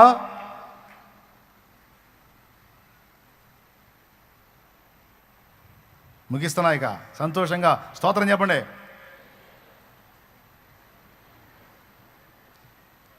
ఏం చెప్పలేదు. ఒక కారణం చెప్పా, సత్యమును బట్టి నీకు శత్రువులు ఏర్పడతారు. నంబర్ 1 అది ఎక్కడెక్కడ ఏర్పడతారో చెప్పా. రెండవది దేన్ని బట్టి శత్రువులు ఏర్పడతారో రెండో పాయింట్ చెప్తా. మళ్ళీ ఇది ఎంతసేపు ఉంటుందో అనుకోవాకు, సింపుల్. నా దేవుడు నీకు తోడై ఉండి నిన్ను సపోర్ట్ చేసేదాన్ని బట్టి కూడా శత్రువులు ఏర్పడతారు. దాన్ని ఏమంటారంటే అసూయను బట్టి, ఈర్ష్యను బట్టి శత్రువులు అవుతారు. అందులో నీ బంధువులు ఉండొచ్చు, నీ అన్యజనుల సమాజం ఉండొచ్చు, సంఘంలో కూడా కొంతమంది పనికిమాలినోళ్ళు ఉండొచ్చు. ఈ పరిపక్వత లేనోళ్ళు, ఈ శరీరాన్ని గెలవలేని వాళ్ళు కూడా సంఘంలో కొంతమంది ఉంటారు. వాళ్ళు కూడా ఏం లేదు, సడన్గా దేవుడు నిన్ను హెచ్చించాడు అనుకో, ఆటోమేటిక్గా గొల్లగొల్ల అయిపోతారండి. ఎప్పటి నుంచో ఉంటున్నాం మాకు లేదే, ఎప్పటి నుంచో ఉంటున్నాం మాకు లేదే, నిన్నగాక మొన్న వచ్చి అబ్బో అని ఇక పోట్లు కాట్లు మొదలు పెడతారు సంఘాల్లో అయితే. స్తోత్రం. దేవుడు నిన్ను హెచ్చించే విధానాన్ని బట్టి కొంతమంది నీకు శత్రువులు ఏర్పడతారు. గుర్తుపెట్టుకో. కొంతమంది నిన్ను చూసి అసూయ పడుతున్నారంటే నువ్వు ఏడుపు మొహం వేసుకొని అందరూ నా మీద ఏడుపుతున్నారు అన్నయ్య, నువ్వే ఆడవటం కాదు, ఏడుపు మొహమా, అది కాదు నువ్వు చేయాల్సింది. ఇతరులు నిన్ను చూసి అసూయపడే స్థితిలో నిన్ను దేవుడు హెచ్చించినందుకు స్తోత్రం చెప్పుకోవాలి. ఏం చెప్పుకోవాలి? స్తోత్రం చెప్పుకోవాలి. నువ్వు పక్కోళ్ళు చూసి ఏడ్చే స్థితిలో నన్ను ఉంచినందుకు నీకు స్తోత్రం ప్రభువా. వాళ్ళు ఏడ్చే కొద్దీ డెవలప్ చేస్తూ ఉంటాడు దేవుడు నిన్ను. నువ్వు ఇంకా గంభీరంగా పోవాలి. అంతేగాని వీళ్ళందరూ ఎందుకు ఏడుతున్నారు, నువ్వు ఏడుపు ముఖం వేసుకొని పోవటం కాదు. దీనికి లేఖనాధారం ఉంది. దావీదునకు యెహోవా తోడై ఉండెను గనుక సౌలు మరి ఎక్కువగా భయపడి అనుంది వాక్యంలో. అర్థమైందా? దేవుడు నిన్ను ఆశీర్వదించి విస్తరింపజేసేదాన్ని బట్టి ఈర్ష్యతో కొంతమంది నీ మీద ద్వేషం పెట్టుకునే అవకాశం ఉంది. కొంతమంది నీకు శత్రువులు అయ్యే అవకాశం ఉంది. యోసేపుకి వాళ్ళ నాన్న అద్దాల అంగి గుట్టించాడని అన్నలు మొత్తం పాపం నిర్దోషైన యోసేపును అమ్ముకున్నారు, చంపబోయారు. ఎంత ఇబ్బంది పెట్టారు చూడు. కేవలం వాళ్ళకి ఏమైనా అన్యాయం చేశాడా? 2 వాళ్ళ తప్పులు చెప్పేవాడు, అన్నా ఇది పద్ధతి కాదన్నా అనేవాడు, అంతే. రెండోది వాళ్ళ ముందు వాళ్ళకంటే బాగున్నాడు. వాళ్ళ నాన్న యాకోబు యోసేపును బాగా ప్రేమిస్తున్నాడు. తట్టుకోలేక ఎంత కక్ష పూనారంటే వాళ్ళకి అవకాశం దొరికితే చంపేద్దామన్నంత కాడికి వెళ్ళారు. ఇది దేన్ని బట్టి వచ్చిన శత్రుత్వం? మన ఆశీర్వాదాన్ని చూసి ఓరవలేని శత్రుత్వం. స్తోత్రం. ఇది రెండో కారణం. ఎంతమందికి అర్థమైందో ఏమో. ఏమి లేదు, ఆ సమాజంలో నువ్వు ఒకప్పుడు బాగా లేమిళ్ళలో ఉండి ఇప్పుడు ఏదో చేసుకుంటా, అంత ఆహారం దొరికి, కాస్త మంచి గుడ్డ కట్టుకుంటా, కాస్త బండి మీద తిరుగుతా, పట్టెడు అన్నం తింటా, నీ భార్య పిల్లల్ని ఇంట్లో ప్రశాంతంగా పెట్టుకొని, నువ్వు వ్యసనాలు మానుకొని, ఆదివారం రాగానే తెల్లని బట్టలు వేసుకొని, కుటుంబాన్ని పెట్టుకొని చర్చికి వస్తా పోతా పచ్చ కనపడితే కొంతమంది కళ్ళల్లో, అంటే ఇతరులను ద్వేషించమని నేను చెప్పట్లా, కొంతమంది అట్టున్నారు. వాళ్ళ సొమ్ము నువ్వు తినదేం లేదు. ఎప్పుడు మీ ఇంట్లో సరుకులు బయటపడతాయా, మీ ఇంట్లో వ్యవహారం బయటపడిద్దా, ఎప్పుడు మీరు రోడ్డును పడతారా, ఎప్పుడు మీరు ఏడుస్తారా చూద్దామని ఎంత ఆశగా ఎదురు చూస్తారో. ఎందుకు? దేవుడు నీకు తోడై ఉండి నీ జీవితాన్ని మార్చి నీ కుటుంబాన్ని దీవించి నిన్ను ఆశీర్వదిస్తున్నందుకు తట్టుకోలేక ఓ సంవత్సరం ఓర్చుకుంటారు. అన్నాళ్ళే సంబడం, ఇంకొక స్టేర్ వేసేటట్టు చేస్తాడు దేవుడు. ఎన్నాళ్ళే సంబడం అన్న రెండో స్టేర్ కూడా వేసాడుగా, వేస్తాడు. ఇంతగా 3 స్టేర్లు వేసిన వాళ్ళు అమ్ముకొని పోలేదా, ఎన్నాళ్ళే సంబడం అంటారు. పక్కన ఇంకోటి కొని 3వది కూడా వేస్తాడు. ఇక వాళ్ళు తట్టుకోలేరు. మంచి పేరు వస్తే తట్టుకోలేరు, మన గురించి నలుగురు ఘనంగా మాట్లాడుకుంటే తట్టుకోలేరు. కొంతమంది అయితే మరీ తట్టుకోలేని వాళ్ళు మంత్రగాళ్ళ దగ్గర కూడా పోతారు. డబ్బులు తీసుకొని 50,000 1,00,000 రూపాయలు తీసుకొని పోతారు. పోయి ఎట్టనన్నా కానండి, అసలు వాడి సాగింపుడు తట్టుకోలేకపోతున్నాం మా సమాజంలో. ఏం లేదు, ఎవడు జోలికి పోలే, పచ్చంగా బతుకుతున్నాడు అంతే. ఈ డబ్బులు ఇచ్చి మరి వాళ్ళ తాంత్రిక విద్యలు చేయించే అవకాశం ఉంది, వాళ్ళ నాశనం చేయాలని. అట్లాంటి దుర్మార్గాలకు కూడా నీ మీద ఒడిగట్టే అవకాశాలు ఉన్నాయి. ఒక్కటి గుర్తుపెట్టుకో, నువ్వు జీవం గల దేవునిలో నిలిచి ఉన్నంత వరకు తాంత్రికులు ఎంతమంది కలిసి ఏకమై వచ్చినా నీ ఒక్క వెంట్రుక కూడా తర్వాత మాట నేను చెప్పను, మీరే అనుకోండి. నేను తెలుగులో చెప్తా స్పష్టంగా, మామూలు భాష, ఒక్క వెంట్రుక కూడా కదిలించలేరు. అర్థమైందా? కన్ఫర్మ్. అయితే ప్రభువులో నువ్వు నీ కుటుంబం నిలిచినంత వరకు డైరెక్ట్గా మిమ్మల్ని కూర్చోబెట్టి మీ మీద ప్రయోగం చేసిన వాడు చావటమే కానీ నీకేం కాదు. వాడే పోతాడు, ఖచ్చితంగా పోతాడు. ఆ మాట ఉంది అందులో, తాంత్రిక పుస్తకంలో ఆ మాట ఉంది. వాడు చేసిన విద్య విఫలమైందంటే అది వాని మీదకే వచ్చును అని రాస్తుంది. ఒకసారి మీకు స్క్రీన్ మీద కూడా చూపించా. అభిచార క్రియ బెడిసిందా, అది వాడి మీదకే వచ్చిందని రాసింది. నేను చూపిస్తూ ఉంటా, చాలా చూపిస్తా స్క్రీన్ మీద, మీరే మర్చిపోతుంటారు. దేవునికి స్తోత్రం. చెప్పండి గట్టిగా. నువ్వు దేవుల్లో నిలిచి ఉన్నంత వరకు, యేసు రక్తం కింద నువ్వు ఉన్నంత వరకు, నేను చెబుతున్నా, వాడు ఎంత పెద్ద పనోడైనా, ఎంత పెద్ద మాంత్రికుడైనా, ఎంత పెద్ద తోపైనా, అదిగో చూడు అక్కడ, అభిచారము విఫలమైన యజమానికి హాని కలుగును, రాక్షస బాధ హెచ్చును. చాలు, కనపడిందా? మళ్ళీ చూస్తారా? అభిచార క్రియ, శరీర కార్యములు స్పష్టములై ఉన్నవి. అవేవనగా జారత్వము, అపవిత్రత, కాముకత్వము, విగ్రహారాధన, అభిచారం అన్నాడు చూడు. అభిచారం అన్న దగ్గర చిన్నగా రాసుకో, మాంత్రిక విద్యలు అని. అభిచార క్రియ చేసిన వాడికి చూడండి, అభిచారము విఫలమైన యజమానికి హాని కలుగును, రాక్షస బాధ హెచ్చును. చాలు, ఉందా? చూసారా? అది నీ జోలికి ఎవడన్నా వచ్చాడనుకో, నేను చెబుతున్నాక వాడి కర్మ గాలినట్టే. వాడు అనవసరంగా నిప్పుతో తల గోక్కున్నట్టే. నిప్పుతో గోక్కుంటే ఏం జరిగిద్ది? కటింగ్ చేయించుకునే అవసరం ఉండదు ఇక. దేవునికి స్తోత్రం. అట్లాగా దెబ్బతిని మారిన వాళ్ళు చాలామంది ఉన్నారు. అది ఏ విధమైన చేతబడి, చిల్లంగి, బాణామతి, ఎచ్చాటన, ఉచ్చాటన, వశీకరణ, ఆకర్షణ, ఏ విధమైన మంత్రప్రయోగమైనా కావచ్చు, వాడే దెబ్బతింటాడు. నువ్వు యేసు రక్తం కింద ఉన్నంత వరకు నిన్నేది ముట్టలేదు. గట్టిగొడు. వాడు నీ ఇంటి ముందుకు తెచ్చేయని, నీ ఇంటి మీద తెచ్చేయని, నీ ఇంటి ముందు గుంట తీసి పెట్టని, లేకపోతే నీ ఇంట్లోకే పెట్టని, నమ్మకంగా ఏదో పనున్నట్టు పలకరీయడానికి వచ్చినట్టు వచ్చి ఇంట్లో వేసిపోని, ఏది వేసినా ఏం చేసినా వేసినోడే పోతాడు. 2 మారనన్నా మారతాడు, లేకపోతే మొత్తానికి బాగునన్నా పోతాడు. రెండే జరుగుతాయి. కన్ఫామ్. నువ్వు యేసు రక్తం కింద ఉన్నంత వరకు మాత్రం నిన్ను ఏమీ చేయలేదు, ఇది తిరుగులేదు. అర్థమైందా? యేసు రక్తం అమూల్యమైన రక్తం, నిర్దోషమైన రక్తం, నిష్కళంకమైన రక్తం. నువ్వు ఆ రక్తపు కోటలో ఉండాలి. సిలువదారి అయిపోయింది కోటం. సిలువ ముగించదా? వెళ్దాం, పెందలాడు పోదురు కానీ పాడమంటున్నారు, నేను పాడుతున్నా. మరి టైం తీసుకున్నా, అది లేదు. సిలువదారి నా బలిపీఠమా, నీ రక్తపు కోట నాకు నివాసమా.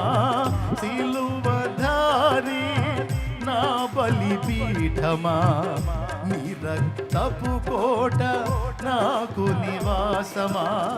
నన్ను నీవు పిలచిన పిలుపు రహస్యమా, నన్ను నీవు పిలచిన పిలుపు రహస్యమా.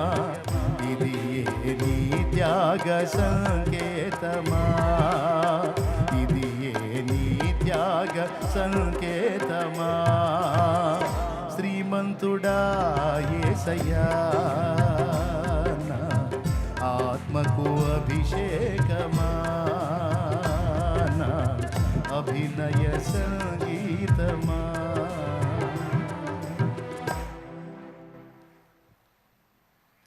మొదటి కారణం, సత్యమును బట్టి నీకు శత్రువు అవుతుంది. రెండవ కారణం, దేవుడు నిన్ను ఆశీర్వదించుటను బట్టి నీకు శత్రువులు ఏర్పడతారు. ఎంతకు పోతారంటే, అవకాశం ఉంటే తాంత్రికుల దగ్గరికి కూడా పోయి నిన్ను డ్యామేజ్ చేయడానికి ట్రై చేసేంత కక్ష. అది బంధువుల్లో కావచ్చు, ఇతరుల్లో కావచ్చు. అమ్మో, కొంతమంది అసలు నాకు తెలుసు, ఎందుకంటే పడ్డాం బాధలో, అందుకు చెబుతున్నాను నేను.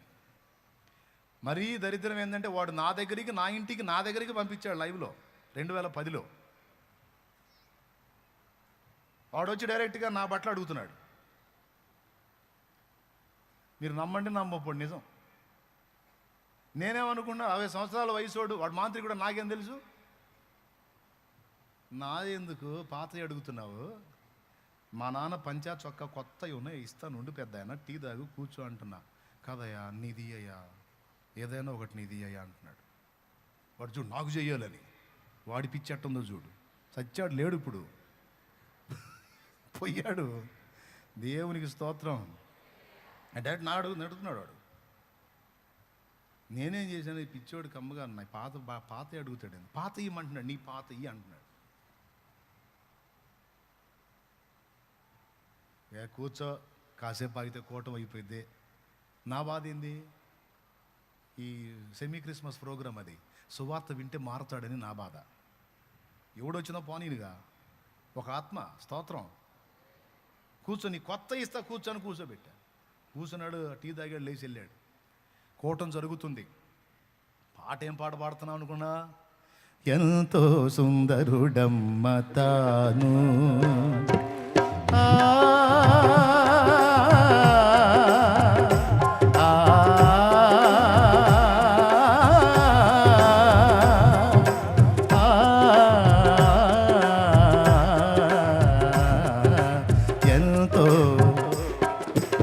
ఎంతో సుందరుడమ్మ తాను, నేనెంతో మురిసిపోయాను. ఎంతో సుందరుడమ్మ తాను. ఈ పాట పాడుతున్నా, మీరు నమ్మండి నమ్మకండి, నిజం చెబుతున్నాను. నేను లైవ్లో ఉండి నా మీద మంత్రోచ్చారణ చేస్తున్నాడు అండి. అబద్ధం చెప్పను, నేను నిజం చెబుతున్నా. లైవ్లో వాడు నా ఎదురుగా ఉండి, మళ్ళీ జనం అంతా కూర్చొని ఉన్నారు, జనం వెనకపోయి. వాడు ఆశ ఏం తెలుసా, లైవ్లో వాడి శక్తులు ఉపయోగించి నన్ను ఆపాలని. వాడాపేదేంది, వాడి బొంద ఎట్లా కుదిరిద్ది? శక్తులన్నిటి మీద అధికారం కలిగిన వాడిని మయంపరుస్తున్నా నేను.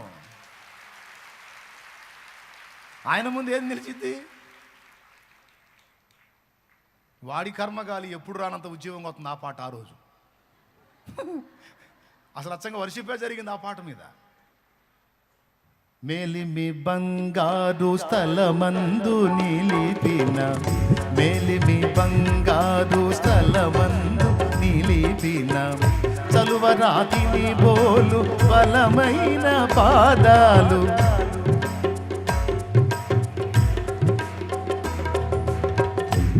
అది పందిరి, అవి పందిళ్ళు. శాంతినగర్లో సిమెంట్ రోడ్డు మీద పందిళ్ళు వేసి, ఇటుపక్క ఉన్న పందిరి, ఆ మూల మీద ఏమన్నా అటుపక్క కూడా ఒకటి ఉంటుంది. ఇదిగో ఈ జనాలు అందరు వెనక్కి వచ్చి వాడు ప్రయోగం చేస్తున్నాడు నా మీద. అక్కడ స్టేజ్ మీద ఉండి నేను పాడుతున్నా, నాతో పాటు ఇంకో దైవజనుడు, ఇద్దరం. అందులో వాడి కర్మగాలి పాట కూడా మామూలు పాట, ఆయన్ని వర్ణించే పాట, ఆయన్ని మయంపరిచే పాట, పరిశుద్ధాత్మ పరవశించే పాట అది. మేలిమి బంగారు స్థలమందు నిలిపిన, మేలిమి బంగారు స్థలమందు నిలిపిన, చలువరాతిని బోలు బలమైన పాదాలు. ఆలెబానోను సమరూప వైఖరి,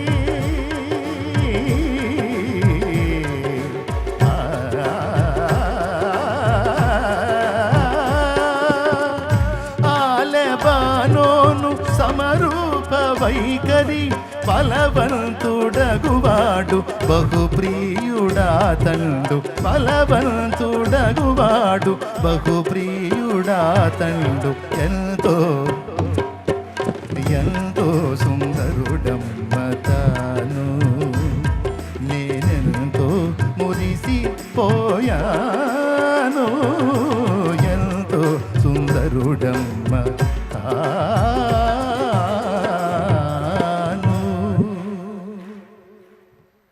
మొత్తం పాడుతుంది కానీ టైం లేదులే, మళ్ళీ మీరు ఇంటికి పోవాలి కదా. కాబట్టి మీరు అంతే అంటారులే, మళ్ళీ కోవడం లేట్ అయింది. కానీ ఇవి వాడుతూ ఉన్నా,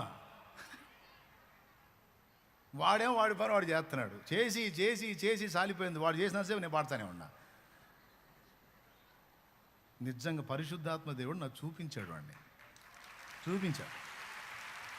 పాడతా నేనేమనుకుంటున్నాను తెలుసా, వాడు బట్టలు అడిగాడు, నేను ఈలేదు కాబట్టి నన్ను తిడతనాడేమో అనుకుంటున్నా. తర్వాత అర్థమైంది, వాడు తిడతన తిట్లు కాదు, అది మంత్రోచ్చరణ చేస్తున్నాడు. హ్యాండ్స్ ఇలా అంటున్నాడు అండి వాడు, హ్యాండ్స్ ఇలా అంటున్నాడు వాడు. వాడి శక్తులను ఉసిగొలుపుతున్నాడు. ఆ శక్తులన్నిటిని మించిన దైవశక్తి చుట్టూ అక్కడ అగ్ని ప్రాకారమై ఉంది. అదే అట కుదిరితే అట్లా.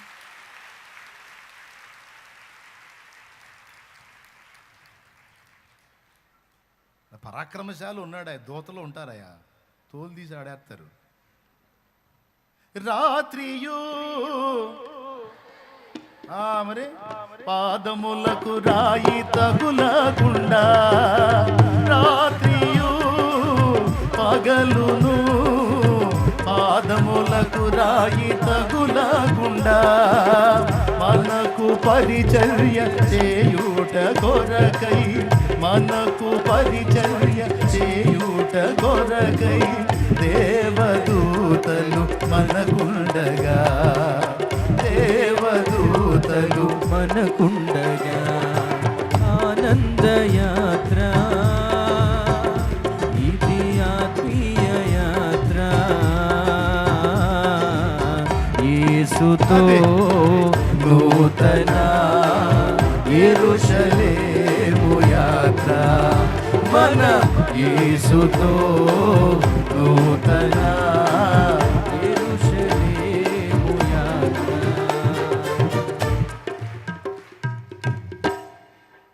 దేవునికి మహిమ. అసలు ఈ రకంగా పాడుకుంటే అసలు ఇక ఆకలి అయిద్దా, ఇంటికి బాబుద్ది అయిద్దా? ఏం చేద్దాం, ఇక కోటం అయిపోయాయి, ఇక చిన్నంగా పొలోమనుకుంటా బాగుంది. ఆనందం ఆనందం యేసుని చూచే క్షణం ఆసన్నం, ఆత్మానంద భరితులమై ఆగమన కాంక్షతో సాగెదం. ఓకేనా? దేవుడు నిన్ను ఆశీర్వదించుటను బట్టి కొంతమంది కుళ్ళుకొని ఏడుచుకొని ఏదో చేయాలని నీకేదో నష్టాలు కల్పించి సునకానందం పొందుతారు.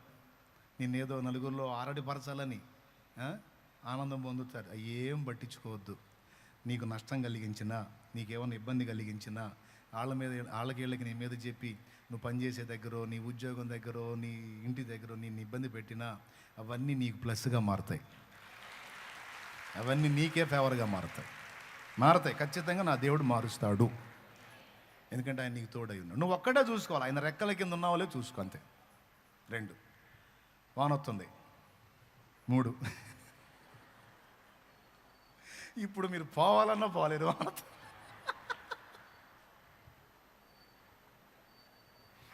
దేవునికి స్తోత్రం కలుగును గాక. 3వ మాట, లాస్ట్ మాట ఏంటంటే, నువ్వు నమ్మకంగా భక్తి చేయటాన్ని బట్టి కూడా కొంతమంది నిన్ను ద్వేషిస్తారు. నువ్వు నమ్మకంగా దేవునికి నమ్మకంగా ఉండటం కూడా కొంతమందికి ఇష్టం ఉండదు. ఎందుకంటే నీలాగా వాళ్ళు ఉండరు. నీలాగా వాళ్ళు ఆత్మీయతలో కానీ, పరిశుద్ధతలో కానీ, ప్రార్థనలో కానీ, సమర్పణలో కానీ, సువార్త ప్రకటనలో కానీ, దైవ సేవాశక్తి విషయంలో కానీ, దేవుని కొరకు ఇచ్చే విషయంలో కానీ, దేవుణ్ణి ప్రేమించే విషయంలో కానీ, నీతి నియమాల్లో కానీ నీలాగా వాళ్ళు ఉండరు. అలా ఉండని వాళ్ళకి నువ్వంటే నచ్చదు. నీకు వాళ్ళు ఇచ్చే టైటిల్ ఏంటో తెలుసా? ఓవర్ యాక్షన్, అతి, పెద్ద భక్తురాల్లాగా బిల్డప్, దేవునికి స్తోత్రం, ఈ టైటిల్స్ ఇస్తారు నీకు. పెద్ద మహాభక్తురాల్లాగా, పెద్ద మహాభక్తుడిలాగా, ఈడే పెద్ద పాస్టర్ కూడా చాలు ఈడి దెబ్బకి. పాస్టర్ కూడా చాలు. కొంతమంది వెటకారంగా పాస్టర్ గారు అంటారు, నువ్వు ఆమెన్ అంటుండు.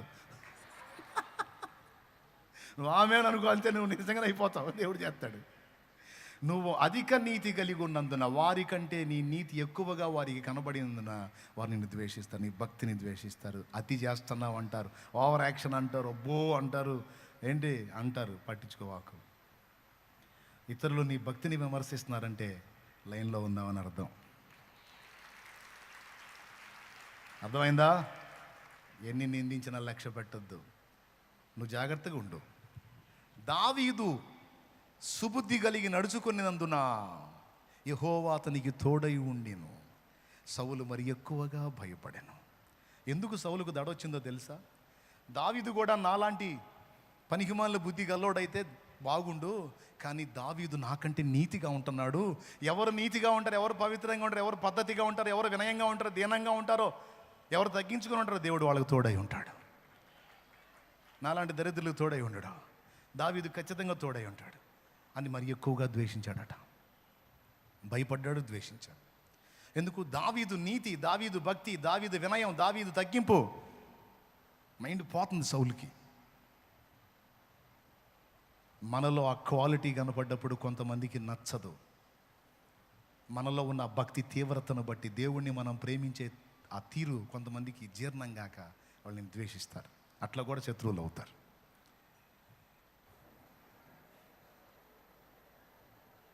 మూడు కారణాలను బట్టి 3 స్థలములలో నీవు ద్వేషించబడతావని చెప్పా. నంబర్ 1 ఫ్యామిలీ, నంబర్ 2 అన్య సమాజం, నంబర్ 3 సంఘం. 3 కారణాలను బట్టి ద్వేషించబడతావు. నంబర్ 1 ఎవరు గుర్తుంది?